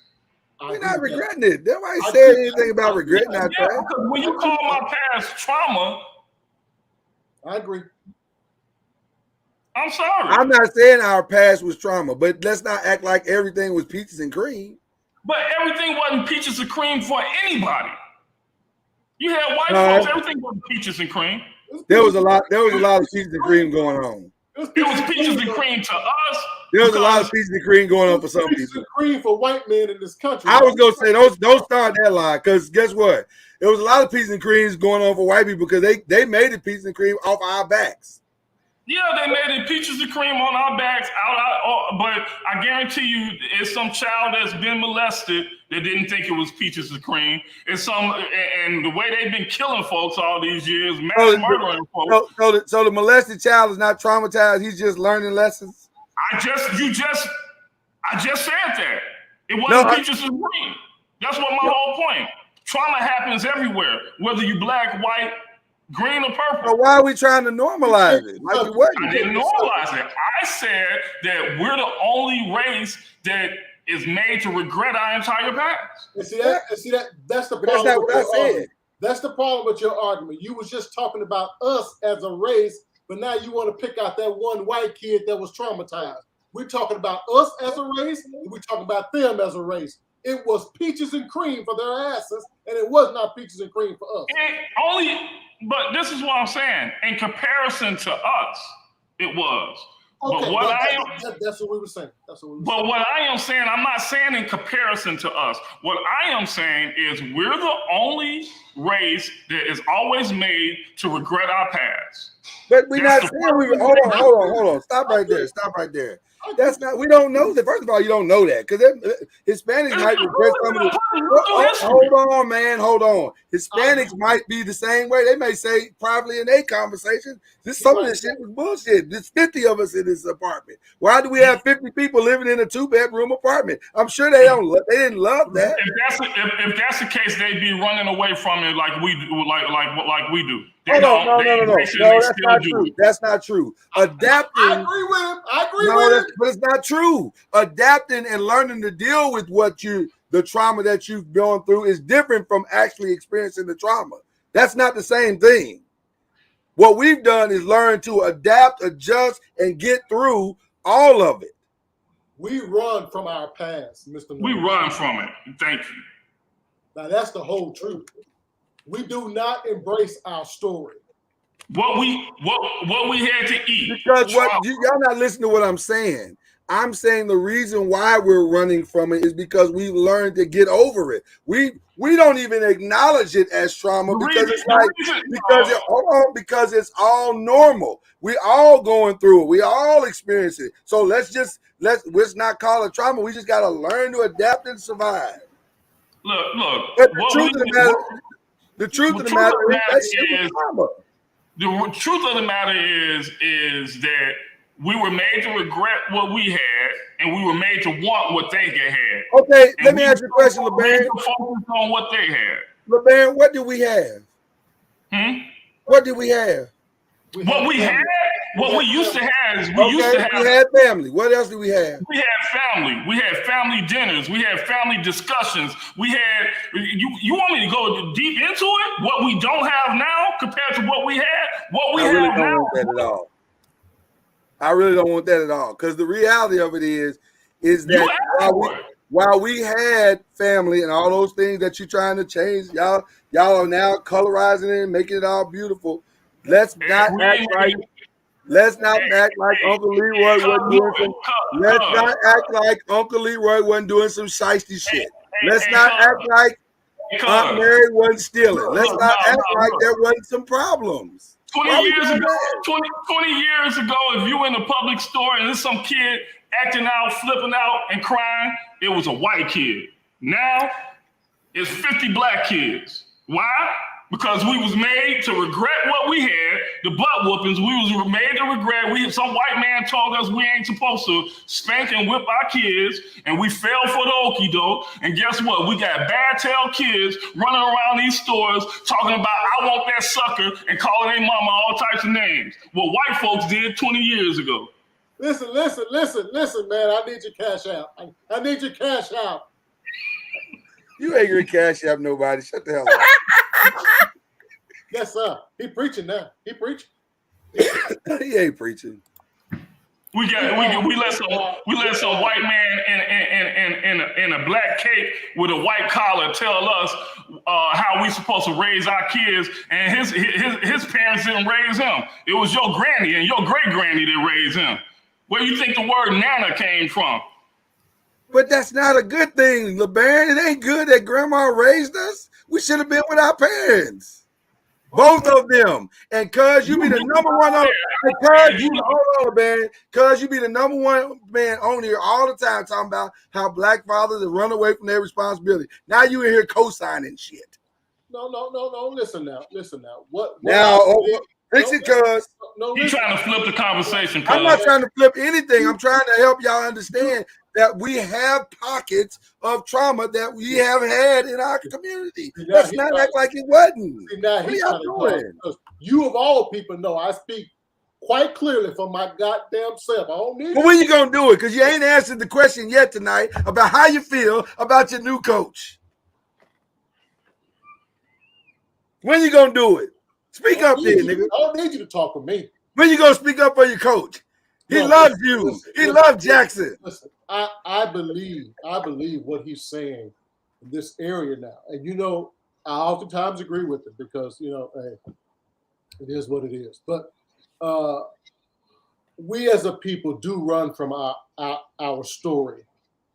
Too many of us are offended by it, or we feel less than because of our story. And we have allowed other people to convince us that our story is so jacked up that we don't want to know the story in its totality. Listen, a part of the reason why, now this might be offensive and you guys might cut off my camera, but I don't give a shit. A part of the reason why that one movie that's made that all of us flocked to like it was Jesus Christ's second coming. What's the name of that movie? I don't know. The second one is out right now. The fella passed away. Black Panther, the one you won't go see. Black Panther. See, the one. Hold, Mama Noise. Wait. Let me finish my thought. See, too many of us will embrace that fiction. Too many of us will embrace that fictional story, but we don't want to hear the real stories of our ancestors. We don't want to know what really happened to us. We will ignore it. And I contend because we don't know it, we don't feel obligated to live a life that's pleasing to those that came before us. How did that get to this conversation? It's a true statement. That's a very you got to unpack it. You got to unpack it. It's a very true statement. We don't know what our ancestors went through. Therefore, we don't feel an obligation to. When you say we, who are you talking about? You talking about because I know you ain't talking about our generation, because our generation is really well damn aware. I'm talking about us as a people. I disagree with that. I think we are very aware. We talked a few shows ago how most of us have never seen Roots. Most of us don't want to see Roots. Most of us don't want to see another black movie. Most of us don't care about that. But we don't want to see new slave movies. Are you confused too? We don't want to see new slave movies because we done seen a lot of damn slave movies. Hey, I want to address Black man, you just seen Minister Society the other day, and you wasn't exactly moved by that. And by the way, that is happening as well. That's not well, really look, story of the streets. Well, that's a part of us, ain't it? Listen, our story is from the church. Now that's the real story. Our story is from the streets as well. You can't ignore. You can't pick and choose which parts of our story you want to tell. Hey, our story is from the streets and the church because I got both. All of it. But here's the thing, because I think I just seen somebody talking about the whole if whipping is the only tool in your truck. I never said that. Parenting, you can't use one tool to parent. I got 5 kids, and each one of those children I have to parent differently. So the thing is you can't abandon one thing and hold on to another. There has to be a well-rounded, and let a whole bunch of folks, a whole bunch of lily white folks tell us we didn't know how to raise our kids. Lily white. What does that have to do with us dealing with our trauma? I'm just confused by why you brought that in. Why either of you brought this into the conversation? This is what it has to do with it. Okay. We let them tell us that was trauma. And we bought it hook, line, and sinker. Talking about spanking? Yes. I think we need to. I don't know about you, but a lot of the elements that were used for these spankings were kitchen board, trauma, race car track, trauma, wooden spoon, trauma. Look, we call it trauma, right? We call it trauma. But when was the last time you had the urge to go jump out of a window? Wow, how did we get to jumping out of a window? Listen to what I'm saying. When was the last time you had the urge to go jump out of a window because something wasn't going your way? You think because my mama hit me with an extension cord that kept me from jumping out of a window? No, what I'm saying, what we're so fast to call trauma, right? Just because we didn't like it, just because it wasn't necessarily there's a difference when something is done out of hate, and there's a difference when something is done out of love. I'm sorry, I will stand on that. I don't know. When I think about the whoopings I got, I don't know if I felt any love. Well, I can only speak. Maybe I just had one of those great parent households because I don't receive some whoopings that I should have received, and I don't receive some that I shouldn't have received. Oh. But I know what was done out of love. I know my parents. I don't know if you can, because I'm not sure that how we made whoopings the singular trauma issue of the Black community. I'm just naming one of them. Right. Well, but see, that's what I'm saying. That may not be the trauma issue that is the most triggering to most Black families. I'm talking about there are a lot of things that as Black, that poverty, that the brokenness of our homes, that all those things produce. Hey, Lord. Hold on, let me finish. And those things are a reality in our community. And they have permeated throughout our community to such a degree that they have caused us long-term problems. And when we reflect those things on a TV screen to the level that we have sometimes, it is triggering to sometimes. That's not to say that we shouldn't tell those stories, because I think we should tell those stories, because especially if those stories promote a healing, right? So I understand doing it and saying it and telling the story so that healing can come. But to just say that we don't have trauma, that's not true. That's not true at all. I'm not. I didn't. What I said is that everything that we try to cast as trauma, I don't think is trauma. I didn't say we didn't have trauma. Okay, so my whole thing is me growing up in this community, and for 2 years I had to go get the ice from the corner store to fill up the cooler on the back porch because we didn't have a refrigerator. Do I chalk that up as trauma, or do I chalk that up as, hey, this is how we knew how to survive? This is what built me. This is why I can run a company, right, and go $200,000 in the hole and not live in fear. Because I've done things, okay, to survive before. I've been equipped with the ability, okay, to make adjustments. The world. But here's the problem I'm having with what you're saying, LeBaron. Here's what the problem I'm having with what you're saying. Just because you were able to overcome certain circumstances in your life, that has nothing to do with the trauma. That's a totally different thing. We're not talking about that. That don't sound traumatizing to me at all. But now to other people, it may be traumatizing. Family members that say it was traumatizing. Do what? I have some family members that grew up in the same house as me that say that was traumatizing, and they blame all life's difficulties on the way. So this is what my whole thing is 1,500 square foot house, right?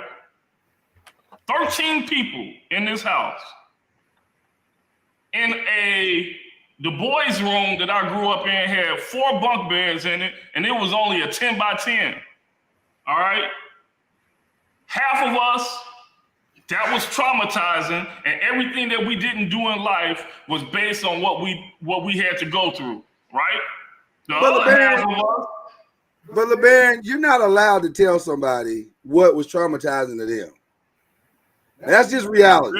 Listen. I don't have this conversation with them for this very reason, because I'm just saying from my point, I find it odd that we can grow up in that same room, right? Some of us can chalk it up as trauma, and some of us can chalk it up as life experience. But that's the point. Funny. Hold on. It seems mighty funny to me that those that chalked it up as life experience are way further along than those that chalked it up as trauma. I always tell y'all, you can either choose to be the victim or the victor. Okay, but while I appreciate the eloquence of your soliloquy, here's the reality: you can't tell somebody how their situation is, and I'm not listening. For me, I just had this conversation with somebody last night where we were having the exact same statement that you just said. How did I grow up in the same house as you, and you have this philosophy towards it, and I have this philosophy? That seems crazy to me. But the truth of the matter is, the way you saw it and the way I saw it are two totally different ways. And while I think none of that stuff was traumatic, but if it triggered you, it triggered you. Because we're not the same. So, Does that No, I lay wouldn't in say- on? Hold on, LeBear. Hold on, LeBear. Go ahead. No, I wasn't saying anything. Oh, I thought you unmuted to say something. No, I just unmuted. Okay, go ahead. Go ahead, LeBear. I'm sorry. No, I'm just saying. So here's the thing: is you know what? I digress. I digress. LeBear, I understand exactly what you're saying, and again, to that. Listen, we are all talking about the same thing. It's the old adage of 4 people standing on a corner see the same accident and come with 4 different interpretations. One person saw it as one person's fault. The other person saw it as somebody else's fault. We all come away with 4 different experiences. I get it. But that doesn't make the other experiences, because they are not similar in any way, it doesn't invalidate them per se. But so my problem is we allow, since we're talking about a matter of opinion, right? We're not. Listen, yes, we are, because it becomes a matter of opinion at that point. It's not an opinion. I feel traumatized and you don't. That becomes a matter of opinion. No, it's not an opinion. It's an interpretation. It's how you saw it, how you felt it, how you experienced it. That's not an opinion. That's how I feel. To say it's an opinion is to invalidate the feeling. Based on how you interpret things. That's what your opinion is based on. Go ahead, cuz. Go ahead, cuz. I raised my goddamn hand, y'all, like y'all couldn't see it. That's because you won't answer the question about your damn coach that he wants to know how Cuz Noise feels. Oh my God. Mr. Noise.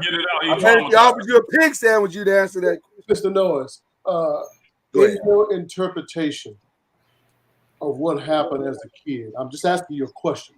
I'm not going either way. But in your interpretation of what happened to you as a kid, can you be full of shit? I can think that you are, but that doesn't invalidate. No. Can you be full of shit? Am I allowed to answer the question the way I want to answer? Not somebody else think you are. In your interpretation of what happened as a kid, can you be full of shit? But the only way to answer that question is to say that somebody heard what you said and they think that you're full of shit. That's the only way that can occur. No. That's not true. That's not. You can be full of shit without somebody acknowledging that you're full of shit. You're just full of shit.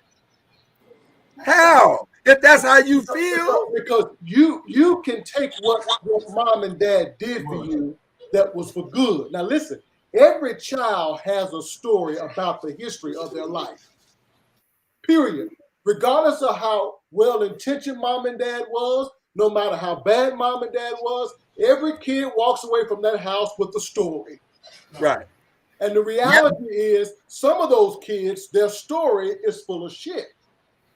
Some might glorify it too much. Okay, hold on. Stop right there. Stop right there. Because you got to your statement has to be clarified in order for us all to understand what makes them. You ain't finishing it. You ain't trying to finish it, nigga. You over here trying to make it without finishing and clarifying it. What makes it full of shit? What makes it full of shit? Hey, I just want to. You niggas are triggering my trauma. I just don't want y'all niggas. I believe that, Ron. I believe that. I believe that tonight. You Negroes are triggering all kind of trauma for people right now. I want y'all to get back to the topic. Good times, not traumatic. As kind of good times is completely traumatic. Let's go ahead and answer your question, Cuz. What makes it full of shit? What is the criteria that makes it full of shit? No, Mr. Noise. That's the crux of the question. If you can't answer that, the rest don't matter. Mr. Noise, you an adult. You've been around long enough to know that some people's opinions of what happened to them, they are going to always victimize themselves. They're full of shit. Some people are. Now, some people are going to always glorify what happens to them. And some people are probably going to hit right along the line of where it should have been. But regardless of how bad mom and dad was or how good mom and dad was, the stories are going to come out from the kids, and all of them are not necessarily correct. Just because you believe it, just because you state it, doesn't make it the truth. Okay, but I guess a simple way to formulate that is, can your interpretation be incorrect? Correct. Well, the answer to that, the easy answer to that is yes, but that doesn't invalidate. Hold on, but that doesn't invalidate what they feel. If they feel it's real, then to them it's real. It may not be. It may be exactly what you just said, but that doesn't make it. It doesn't make it that it's not real to them. And then, which by the way, is how trauma works. Trauma works because the way I see the experience, I am bothered by it. I am hurt by it. It destroys me. Trauma is not a group community project. But again, but if it doesn't bother me, then it's not trauma.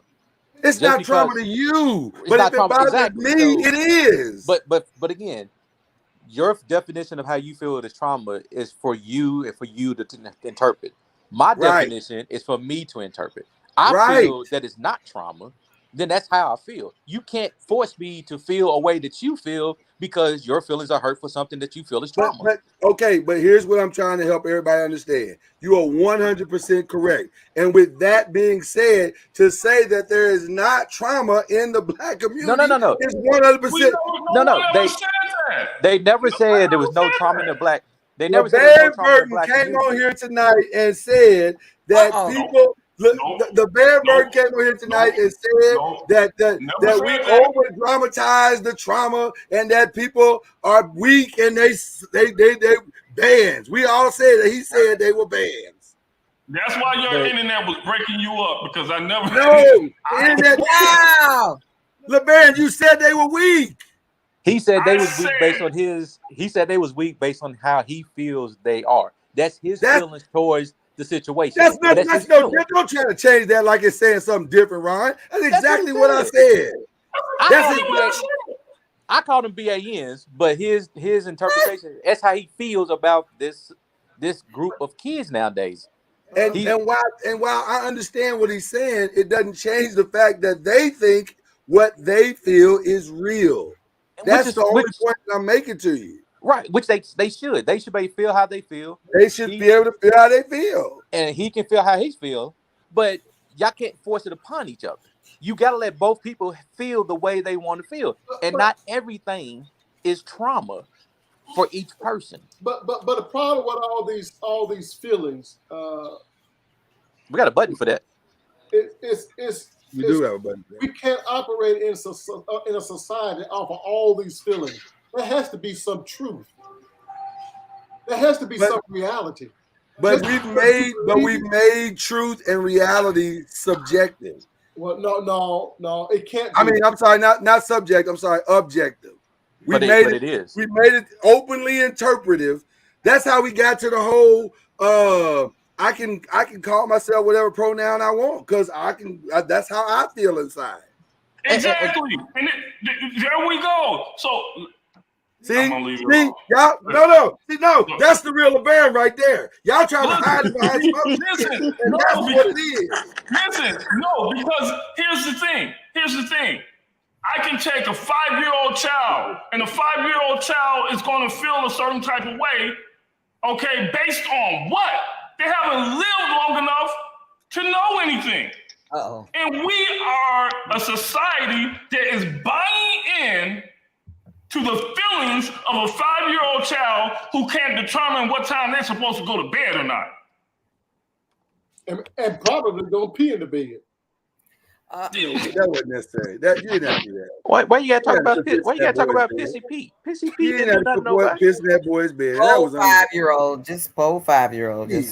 Some people, look, I hate to kick the hornet's nest and run, but I got. No, you don't. No, you don't. Talk NOIZ 2. Talk NOIZ the sequel.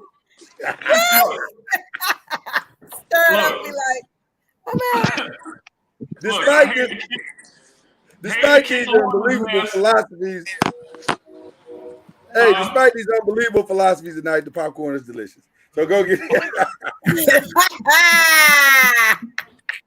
Go get your popcorn. 20% off. Look, and I'm gonna make sure. Listen, I'm gonna make sure that y'all get y'all popcorn out. I'm going home, taking me an hour nap, and I'm coming back here to run the kettle, right? As uncomfortable as I am, you know, because my childhood trauma told me I needed to get some stuff. I need to get this stuff done. When you got to get something done, I don't care how tired you are, you need to get it done. So I'm gonna. You don't feel trauma. You're an oak. Hey, no, but hey, love you guys. I got one more live stream that I promise I'll pop up on. So, all right, bro. We'll holler at you, man. Hey, I'm LeBaron going, Bird, ladies and gentlemen. LeBaron Bird, Mr. Popcorn World. Listen, I'm traumatized by the fact that Cuz won't answer the question about his coach. I'm traumatized by that shit. You don't like him? Oh my gosh. Let's work through the trauma right now. Oh. You don't like him? He's a good dude. He seems like a good dude. Would it help if I said I don't mind having any conversation with you, Mr. Noise. But when you approach it as a band, then I refuse to do it. How am I approaching it as a band? I'm asking you a question. I feel like you are approaching it as a band. Well, how am I approaching it as a band? And if I feel like your refusal to answer, it must be true to me. I feel like your refusal to answer is very band-like. To me, that you're approaching it as a band. That's because you are a band. It takes a band to know a band. My wife called me one earlier. I must agree with you. I must be one.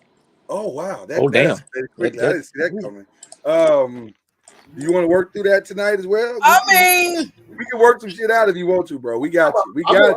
I'm gonna work it out. All right. I'm gonna work it out on her. You cannot put your hands on Miss Opal. I'm gonna work it out on her. All right. She's Jamaican. She cuts. No, my wife is part of the nonviolent Jamaican movement. Oh, cut. She. All right. Mama, you always smiling on this camera. People can't understand what you're saying when you're just smiling and buck-eyed. We don't know what you're saying. Say what you got to say. Don't fall for it. Don't you fall. You're gonna fall for that bait. Don't listen to that. I'm listening to the wisdom of Mr. Uncork Wine. I refuse to take the bait. Listen, I got a question, a serious question. Uh-oh, here it comes. If you could be a billionaire for 10 years. Why we got to answer all your questions, but you can't answer none of ours? That's my question. My questions are very thought-provoking. That's how we got into this conversation that we just did. Listen, and while I appreciate that conversation, answer my damn question. Do you like the guy or not? If you could be a billionaire. Do you like the guy or not? For 10 years, illegally. But you're a billionaire for 10 years. Would you be willing to spend the rest of your life in prison? I would like to spend my life as the coach of Jackson State University. If you can live a billionaire lifestyle for 10 years, would you take I do it in Jackson, Mississippi as the coach of Jackson State University because that's where my heart is. What is it? My last 10 years of my life? 10 years in the middle? I mean, I don't know how many years you're gonna be up in there, but you had 10 to be a billionaire. I'm only gonna be there 3 because I'm going to Colorado. Could you do it? It depends on where I'm at in my life. Depends on where I'm at in my life. If it's towards the end, I ain't got shit else to lose. I'm gonna take them good 10 years and then tell everybody kiss my ass after that.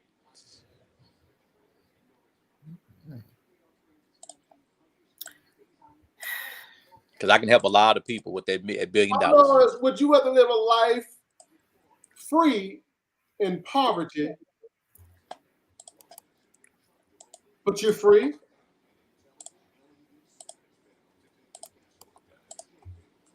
I'm gonna say I will not take being a billionaire for 10 years and then go to jail. I don't go to nobody's jail. I think what I'd like to do is go to Jackson State University and become the greatest head coach of all time. Oh my gosh. Mama knows thing about. I mean, in prison you still get 3 squares a day. Nope. Free room and board. Nope. And no bills. Nope. Mama knows if you can do 10 years of a billionaire lifestyle and go to prison and set your kids. You said for the rest of my life. No. And set your kids up for the rest of their life. Would you take it? I have to believe God to set up my kids for the rest of their life as a free person. Right. As free people. No, that doesn't make sense to me. Okay, I'm just asking because that's a calculation that rightfully some people can make. That some people do make. Listen, I know when I get caught, my ass is gonna go to prison. But until I get caught, I'm gonna live high off the hog. Or you could just move back to Jackson State and become the head coach of the football team. Oh my gosh.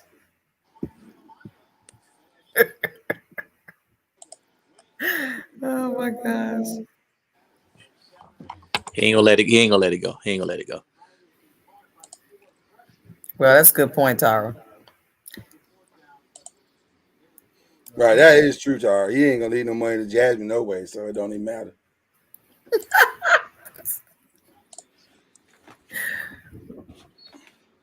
He gonna leave a little bit, just a little bit.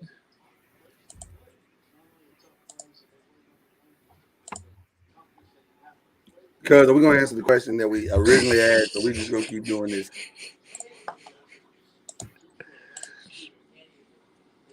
I think he's gonna keep doing that, Lloyd. You might want to move on to ask a very serious question. Tara, if I could guarantee that for the next 10 years of my life, I could live a billionaire lifestyle.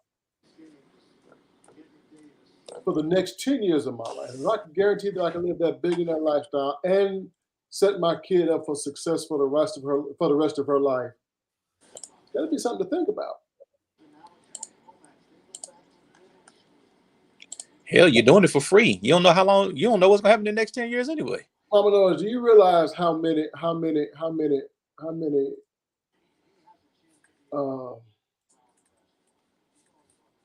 people have gone to prison because they were in search of the American dream?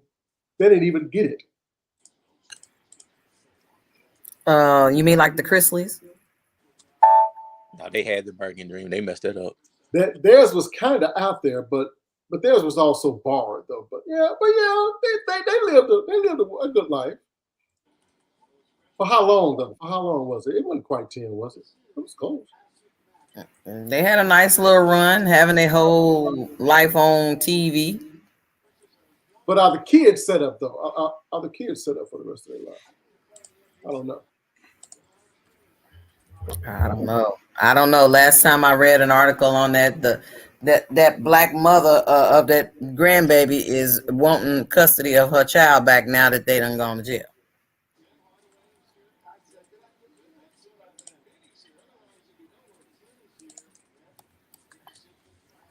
I'm taking the money for 10.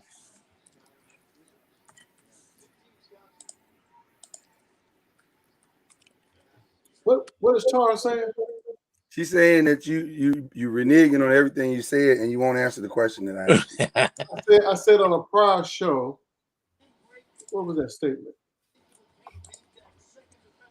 You didn't believe in kids getting large and healthy. That's right.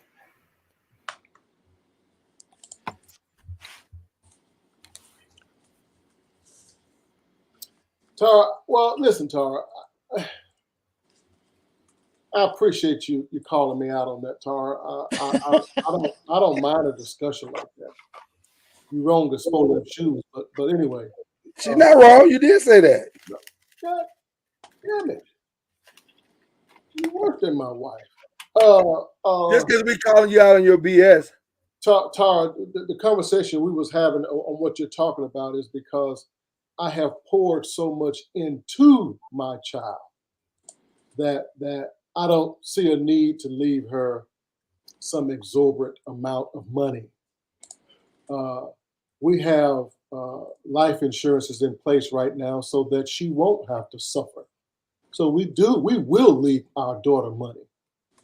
But I believe her shot at success is what we have done for her. But for people that didn't spend as much time or do as obviously as well as I did, I'm just saying. I don't see anything wrong with leaving your kids an inheritance. Yeah, you didn't give them nothing else up here. You didn't give them nothing in here. You might as well give them some money. Yeah. You know, Deion spent a lot of time with the new head coach at Jackson State, and that's why he came. If I didn't teach you nothing, if I didn't prove to you that you're loved, then hell, I might as well give you some money. Deion spent a lot of time with the new head coach, and that's why he became the new head coach. So no, really, I don't feel like I'm reneging on what I said previously. Really beautiful. It's really a beautiful story. I don't know why you're not at all. By the way, Tar, whenever you feel a need to say what I said on a previous show to try to say that I was full of shit, come on with it.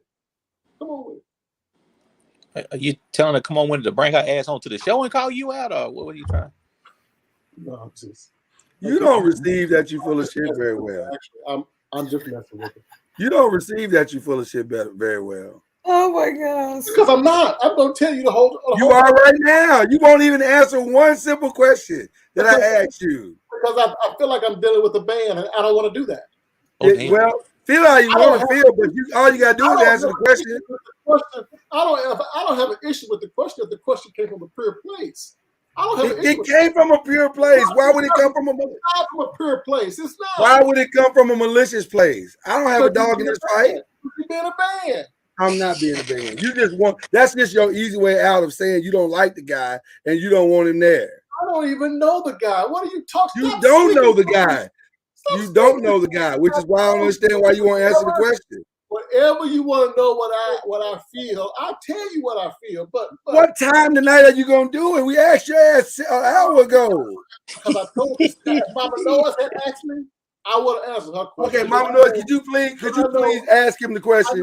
I know Mama Noah don't know Mama Noah about sports. Shut the hell up. Mama Noah, will you please ask him the question, please? Ill intent. Mama Noah, could you please ask him the question, please? So fuck you. Oh, damn.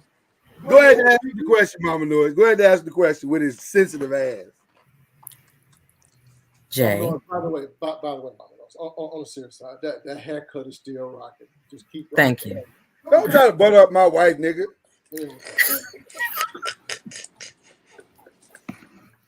Thank you. Cuz, how do you feel about the new football coach at Jackson State? Tara, I apologize if you feel like I was being insulted to Mama Noise. Mama Noise don't know shit about sports, so oh damn. That's not true, but go ahead. Okay, well, football. I know a few things, yes. Okay. I don't give a damn about a new head coach. I don't know. I'm into results, not personality.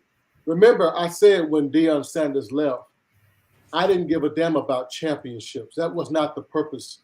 My getting on board with Deion Sanders being in Jackson State. It was never about Jackson State winning championships. They won them before him, and they're going to win them after him. That's not the issue. The issue was the movement to change HBCUs. That's all I cared about.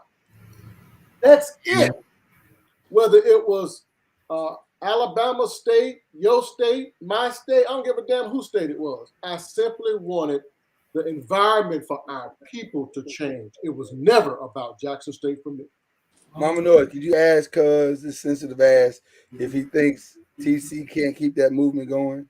I don't know, TC. I done told your ass.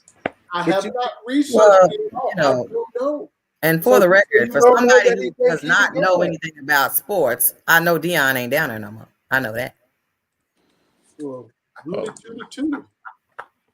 How you know TC can't keep it going? He might keep it going. I never said he couldn't. I said I don't know. Well, then let's table how we. Technically, Deion is there because he's coaching for the bowl game. I know what you're saying. I know what you're saying. Again, Tara, I apologize if I said anything that was a little insulting or offensive. That was not my intent. eyes. Right, Al, right. No, I would never insult Mama Noise. No. I just be saying stuff. I would never try to insult her. She knows that. Yeah. Sometimes I think we be so intense. I think people think we be serious. Yeah. We understand these are just jokes, y'all. Yeah. This is comedy. Hopefully you're laughing with us and not cringing in your seats. Yeah. But we do push the boundaries, though. Oh yeah. You Negroes made me want to drink tonight listening to y'all crazy ass. Oh no, he did say extra bourbon on the popcorn. Let me tell you something about Cuz and I. Cuz and I would do this in an office full of people, and then they be cringing, and then we go to lunch. Like, do we need to call security? We do this in front of everybody, and then we go to lunch and leave them there standing there going, "What just happened?" We're like, "We don't know. Y'all should have been listening in the first place. We wasn't talking to y'all, so whatever." So it's all good with us. So no, I listen. I've gone on record and said I like the young man. I probably wouldn't have hired him, but I get why they did.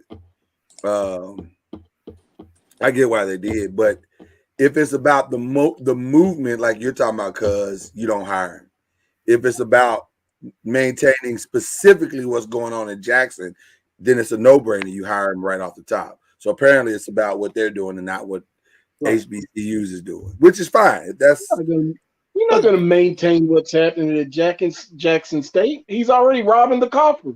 They think he is. They think he is. For whatever reason, they think he is. I don't know how that's supposed to happen when the quarterback, the 5-star run corner / wide receiver, several other receivers, many other linemen. I think I heard as many as 11 players are transferring from Jackson State to Colorado. But do you really need TC? Do you really need TC to run the movement? The movement's bigger than just the one person. If you want the movement to really go, you need to look at those presidents. I think that's the problem, Ron. I think that's the problem. It never made it past one person. Right. The movement was still Dion. The movement hadn't even become Jackson State for real. Yeah. So that's the movement was still prime. And so I think that's the problem. It hasn't expanded past one person. Right. And that's the problem with movements.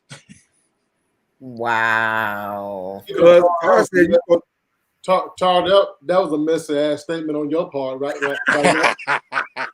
Was it messy? Was it messy? Is it messy? But damn, she said the drum line's in the portal. I can't. See that?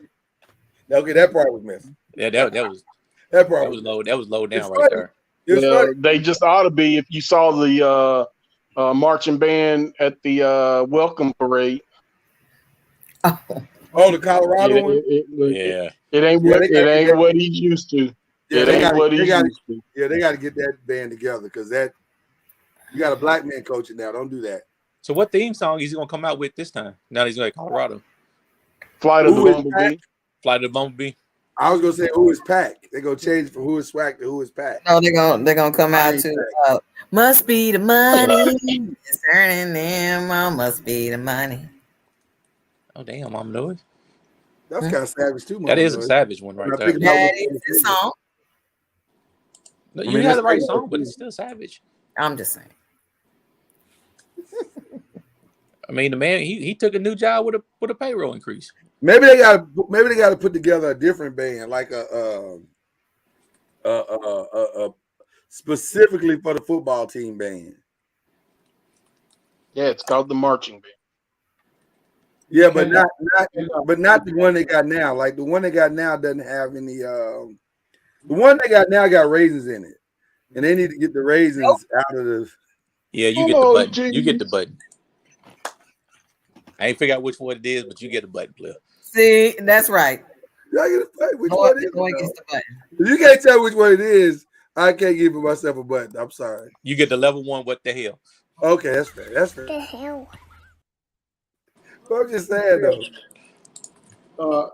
Deion Sanders is going to bring a certain amount of hip hop flair to the football team, but you cannot, and he will not And he will not change that band.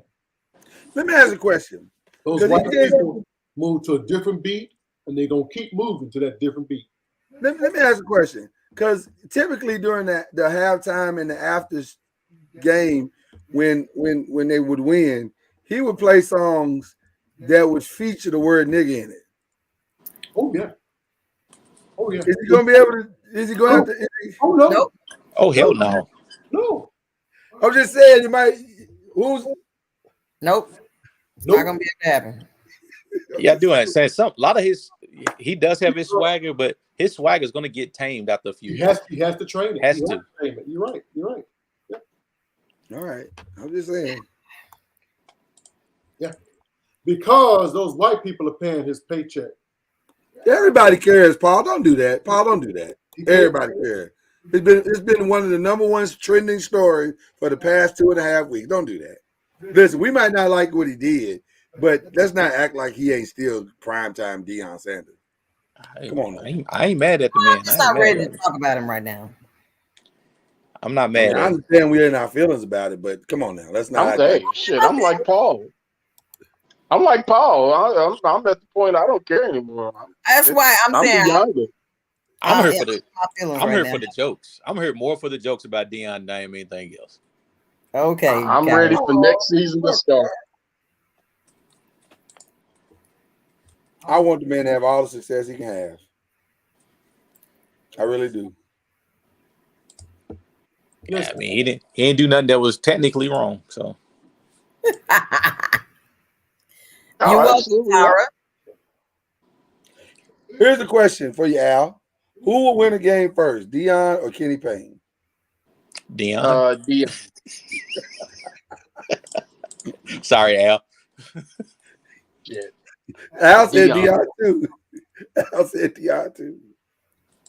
But I'm saying it would be cool for Deion if he actually go back and start adding HBCUs back to some of the Power 5 conference games like they used to be back in the day. Get them back on a lot of people's schedule to start bringing in some additional $1 million and $2 million they get per game. Yeah, like Wichita State, Appalachian State, those people. Question to Cuz. Have you heard of sweet potato pone? No. My grandmother got me in here making sweet potato pone. Why didn't you think about it for a second? You just all of a sudden just said no. All I know is I'm black. I don't have to think about black food. See, Tara's heard of it. Tara's heard of sweet potato pone. That's because she's from the vicinity. It's because Tara got an old soul. Never heard of it. Yeah, she's from Arkansas. Apparently it's like chess bars, but it's a sweet potato version. It's crustless pie, exactly. Thank you, Tara. Old soul. She got it, Mom. You know she got an old soul. My grandmother had me chopping up sweet potatoes so she can make sweet potato pone. In what? Without a crust. You just put it in a baking pan and bake it out. Oh, we don't call that a pon. That's a pone or whatever you call that. That's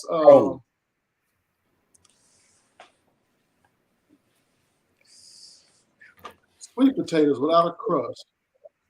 There's probably another name for it, I'm sure, but the one that they're rolling with here in Arkansas is sweet potato pone.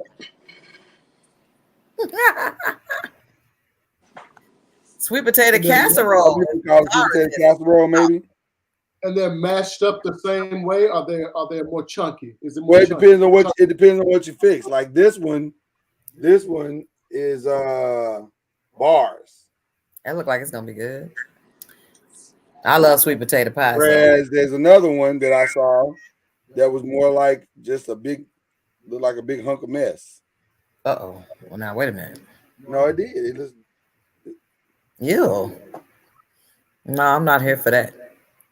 So, I guess it just depends on your preference. I'm here for sweet potato pie, sweet potato thing. What was that thing? Isn't it called a sweet potatoes sweet potato souffle? Mama, did you hear what you said? I don't know. Let's see. Sweet potato thing. Yeah, you weren't listening, was you? Somebody in Texas from the church made a dish and she called it sweet potato thing. She said she created this dish. And I said, okay. It was good though. Brown sugar and nuts on top of it. Nope. See, you know what? See, and then you just What'd you say? Sweet brown sugar and nut? What'd you say? Nope. Yeah, on top of it, and marshmallows too. You put the nut on top of it? Yeah. No, that's not what he said. I'm trying to understand what he said. The thing has graham cracker crumbs. Y'all talking about this? Where the nuts are on it? Put your nuts right on top. No, of it. it's not. You know what, Mr. Noise? That's sweet potato souffle. We're talking about sweet potato thing. Oh, hold on. Let me look that up. That's what we call it, a souffle. Okay. You know, Tara is too knowledgeable on too much shit. I mean, what She know a lot of shit. She know a lot of shit. She is a Zeta, so there's that. Oh, that looked just like the sweet potato pond. I think the pone goes by many names. The thing and the pone. Pond or pone? Pone, P-O-N-E. I never heard that. That had a crust though. That thing that's had a like crust. when I was making chest bars a couple of weeks ago, and then they was like, "That's not chest bars. That's the ooey gooey cake." And I'm like, "Okay, you know what? Everybody got a different name for something." You're right. The chest bar and the ooey goo cake, it's the same thing. Let me ask y'all a question. Do y'all put coconut in y'all sweet potato pie? Hell no. Okay. I'm so glad do you put raisins in your potato salad? No. I'm just telling you. I was on mute. I wasn't on mute, was I? Nope. I was traumatized by some recent events. See, Tyra agrees. I was traumatized by some recent events. I had my mouth all set for sweet potato pie and was surprised. It was a surprise. It's like that's so nasty. Whoever the hell that was should have got put out. Put straight out. Now I like coconut now. I do too.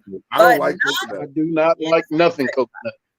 I don't like coconut, and I certainly don't like it in my sweet potatoes. I like coconut. I don't like it in sweet potato pie. Yeah, I wouldn't want it in sweet potato, but I like it in a cake. Mm-hmm. I like coconut. Tara said I thought I would like it in shrimp, but I didn't. Oh, I like it with fried shrimp with coconut. I don't like it with shrimp as much because I don't like the sweet taste of shrimp. I don't want that. Hold on, Tara. It wasn't on the sweet potato pie. I could have probably dealt with that because I could have just brushed it off. Just scrape that off. Yeah. It was in the sweet potato pie. It was in the mix of the sweet potato pie. So every bite had coconut. You should have sent that shit straight back. I've never heard of that. Now, I have heard of a pecan pie made with sweet potatoes. I've heard of that. I just never had it. You know who does that? There's a company here, Sweet Potatoes something. They make everything with sweet potatoes. Brownies, pies, derby pie with sweet potato. Blasphemy. What is the name of that place, Ron? It's in the Highlands. It's right here on Bardstown Road. You gonna make me go on? Pie Company, I think might be the name of it. Yeah. I'm about to go online and look it up now. It's gonna but yeah, they make everything with sweet potato. Papa Do's used to make them all the time. What used to make what? Pecan pies with sweet potato in it. I'll be willing to try that. A lot of those things Papa Do's got is that stuffed shrimp. They'll put it on top of a baked sweet potato. And you say that's the only thing Papa Do's got that you like is stuffed shrimp? That's the best thing they got. Oh. Which Papa Do's? Papa Do's Mexican Kitchen? Papa Do's Seafood Kitchen? Papa Brothers? That's a different restaurant. They're not all called Papa Do's. They all owned by the same group. They are, but they got different names. Papa Cedars. Right. But when most black people say Papa Do's, they talking about the seafood place, right? Cajun seafood. I love it. I just didn't like they didn't have my king crab legs. That's where we fell out.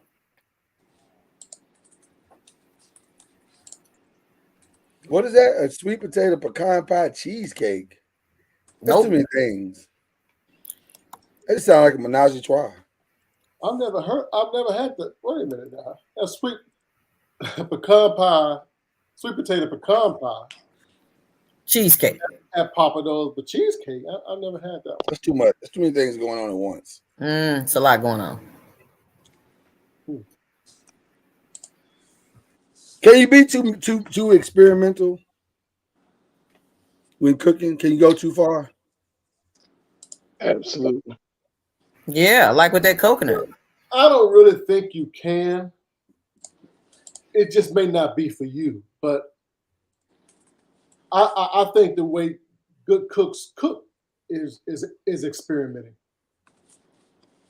How do you know the line? When do you know the line? Experimenting is not, but putting too much, doing too much is where it goes wrong. Yeah. Okay, let me ask the question differently.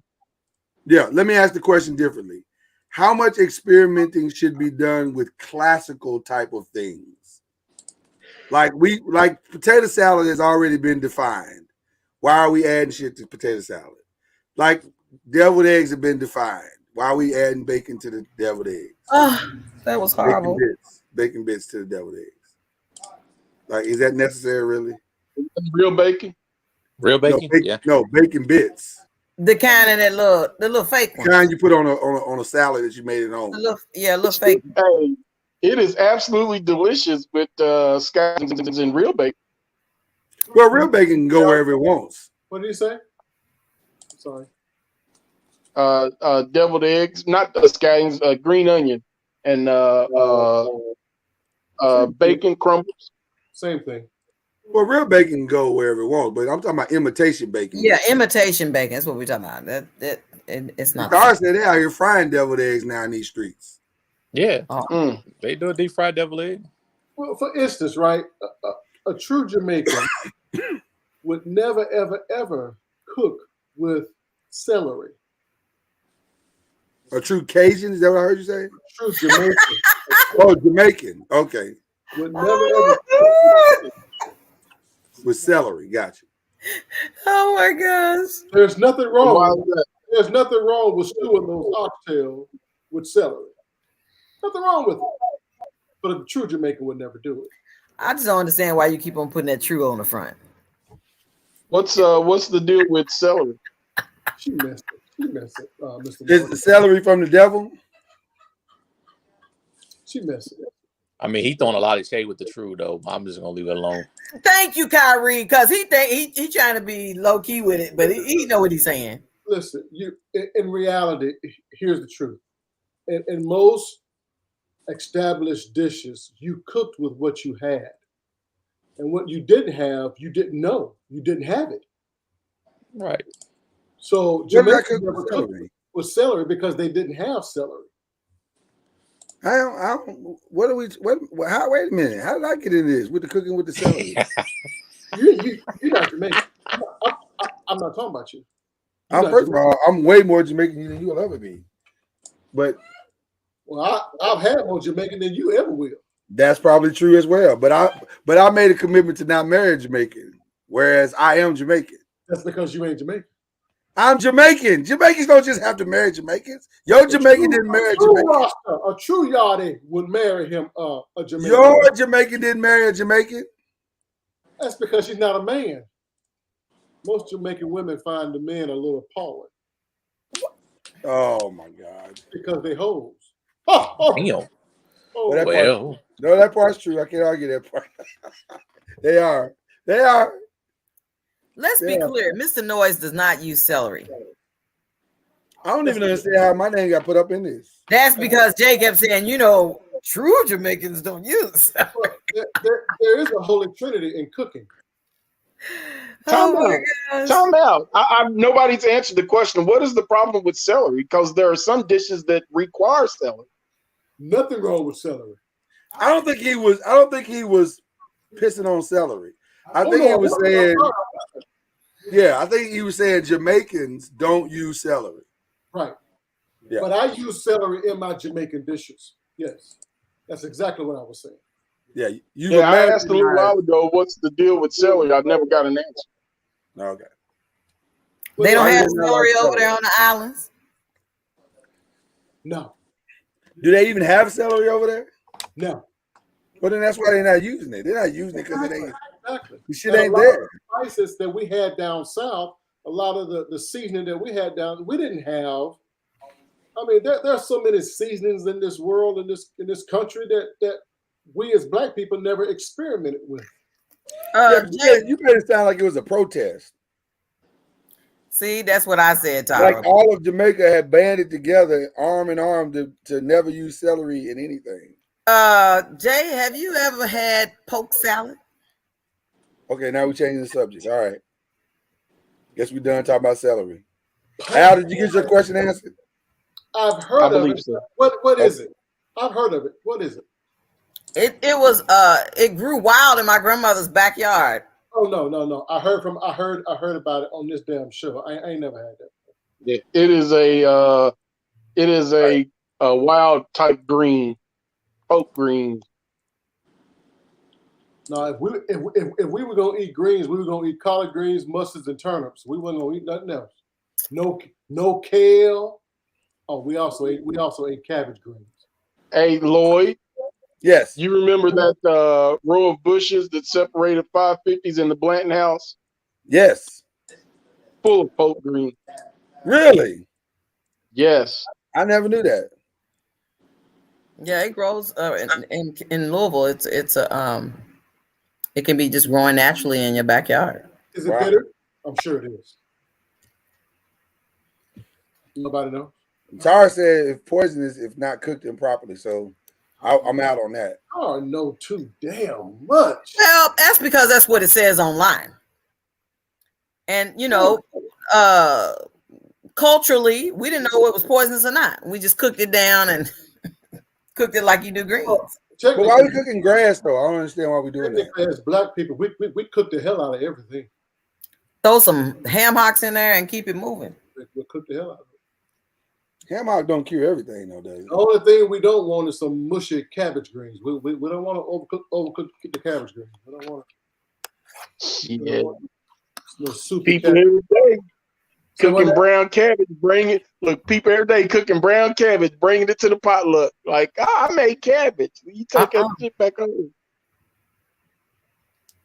Brown cabbage. Brown cabbage. Oh my gosh. Oh my goodness. Just celery on toast. Okay. Paul went on soliloquy. Celery served over whole wheat bread or toasted English muffin. For an extra kick, add a dash of hot sauce to the mixture. Wow. Easy side. For an easy side dish, braised celery and vegetable stock and season with your favorite herbs. He sounds like a chef. Is that what they make up in Alaska? Well, stock in Alaska. You always use celery. Is that what they make up in Alaska, Paul? Lord have mercy. Lord have mercy. Yeah, I'm gonna pass on that side. Yeah, I don't think I want celery hot sauce on bread. All I want is some peanut butter. Dip my peanut butter celery in peanut butter. Yeah, I want some celery, some onion, some bread, some turkey juice, and I'm gonna go ahead and make me a pan of dressing.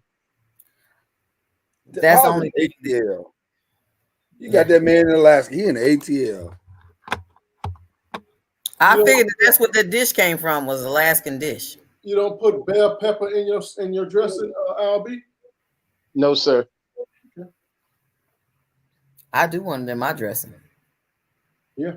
I put bell pepper. And with some peanut butter. If it's a good snack, peanut butter and celery. You want peanut butter in your dressing? No, I'm saying peanut butter and celery is a snack. Oh, you better clean it up. You put bell peppers in your dressing? Yeah. No, I eat bell pepper without even being cooked. I love vegetables. Okay. Jay was asking me, do I put bell pepper in my dressing? And you said, yeah.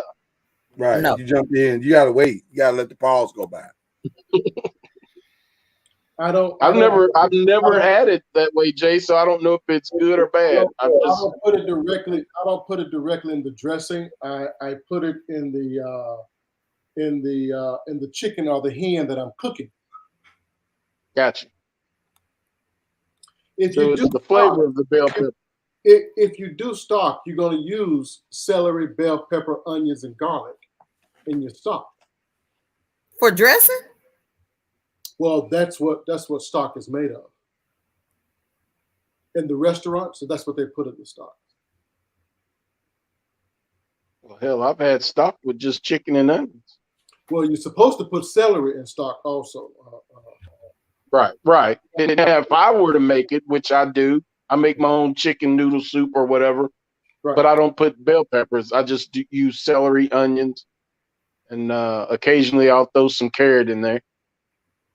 Yeah, you can do carrots too. Absolutely. Yeah.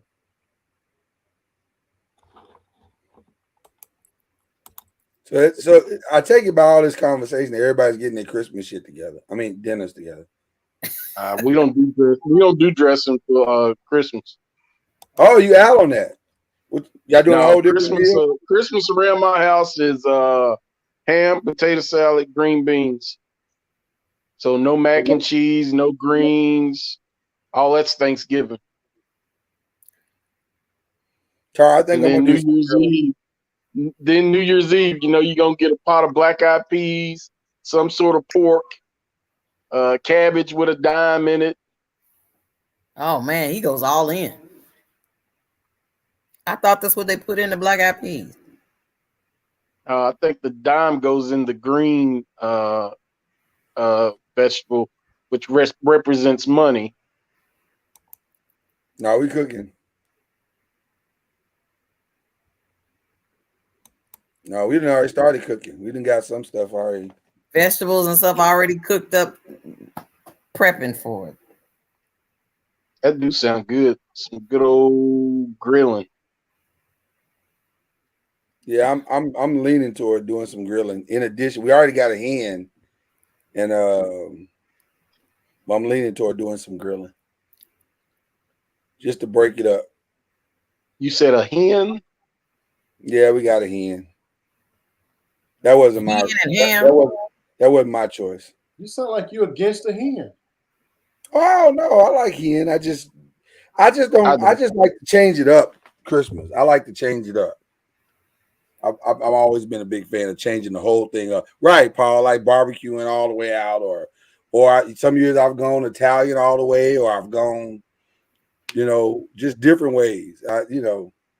And then since my birthday is 5 days after, I've done the seafood boil for this chick, but I'm not doing that this year though. Mama knows you want to slide in that birthday one more time before we get off the show. My birthday is December the 30th. And I don't know why Mr. Noise trying to get all brand new, because he sure made a huge seafood boil. It was fantastic. Mama Noise, we remember.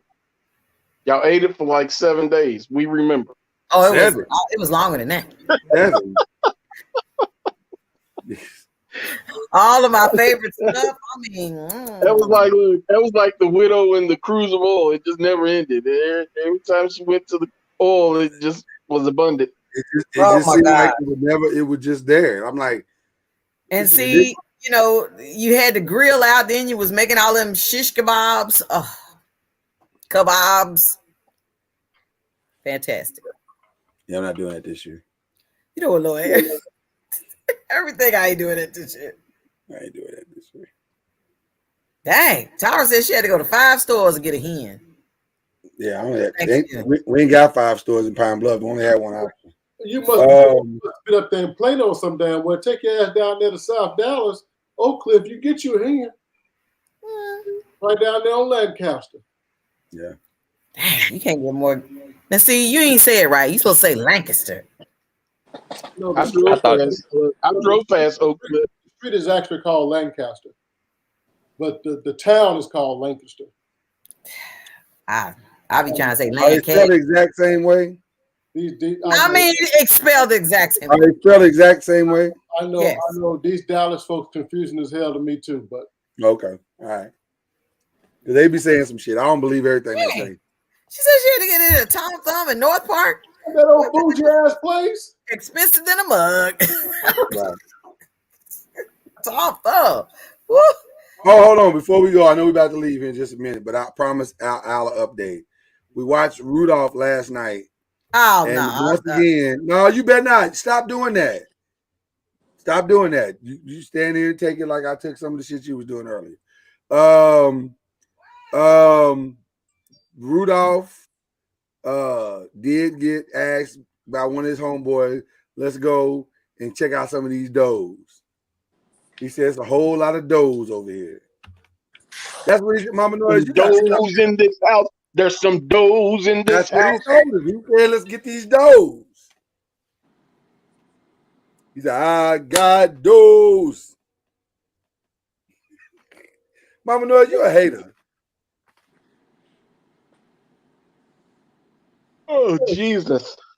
You be saying all kind of reckless stuff. I don't need the screen. Stories. You know what? You do other stuff.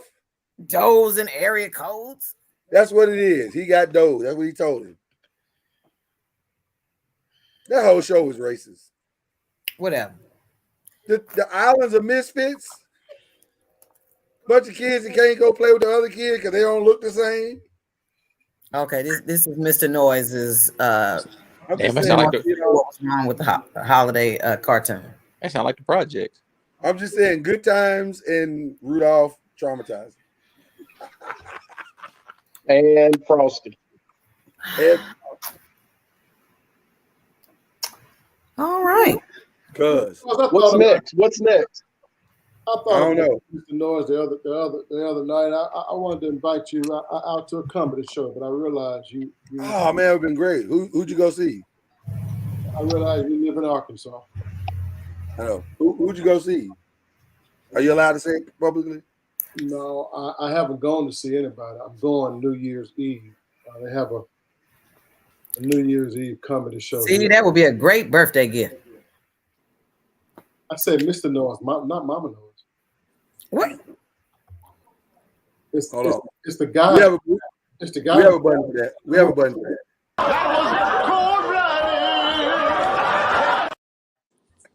Women are not allowed at this comedy show that we're going to. We're going to have some fun. We're not taking our wives with us. Wow. Well, that escalated quickly. Sound like it comedy shows at the slide in. Oh, Tara says she knows who you're going to see. It's advertised on the radio every day. Thank you, Sororities. We're out in there, Tara. If you know, go ahead and out it. I'm not trying to hide nothing. It's on the radio every day, 10 times a day, 20 I times. know it's Elton John. Oh, damn. Wow. Damn.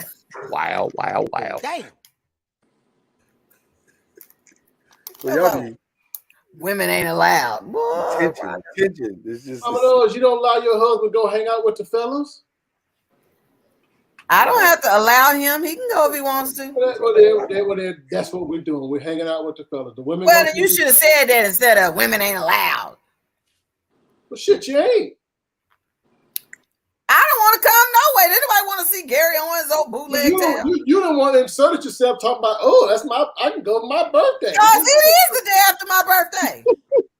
How you know it's Gary Owens? Because Tara put it in the chat. Did you put it in the chat?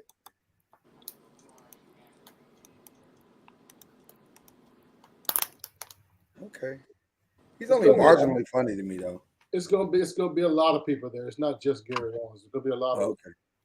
Gary Owens still trying to make that money up for that divorce. He's trying to pay that out. It's gonna be a pretty big show. So Well, I actually thought about you, Mr. Norris. I wanted to invite you, but I realized, I appreciate that. Even though it's kind of an empty invite, since I don't live there. You knew that, nigga. It ain't my fault. Oh my gosh. You know what? We gonna end on that note. Y'all be good. Y'all know the noise schedule, right? I don't have to explain it again. I will though. 5 on Wednesday.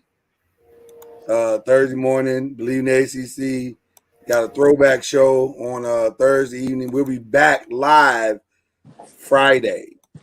We'll see y'all Friday, and then we end the week with the last. I don't know if it's gonna be the last show. It might be. I don't know. No, it won't. We're averaging 2 categories a night. Damn. Okay. Okay, I'm sorry, Al. I think he's talking about the holidays though, Al, with holidays coming up. I thought he was gonna say. I thought he said it's gonna be our last installment of top tens. Oh no. My bad, bro. Thanks, Savage Al. No. We ain't getting very far with that, but that is produced something else, so we'll talk about that later. Okay. Y'all be good, be easy. We'll see y'all Friday. Yeah. Peace. Peace. We're talking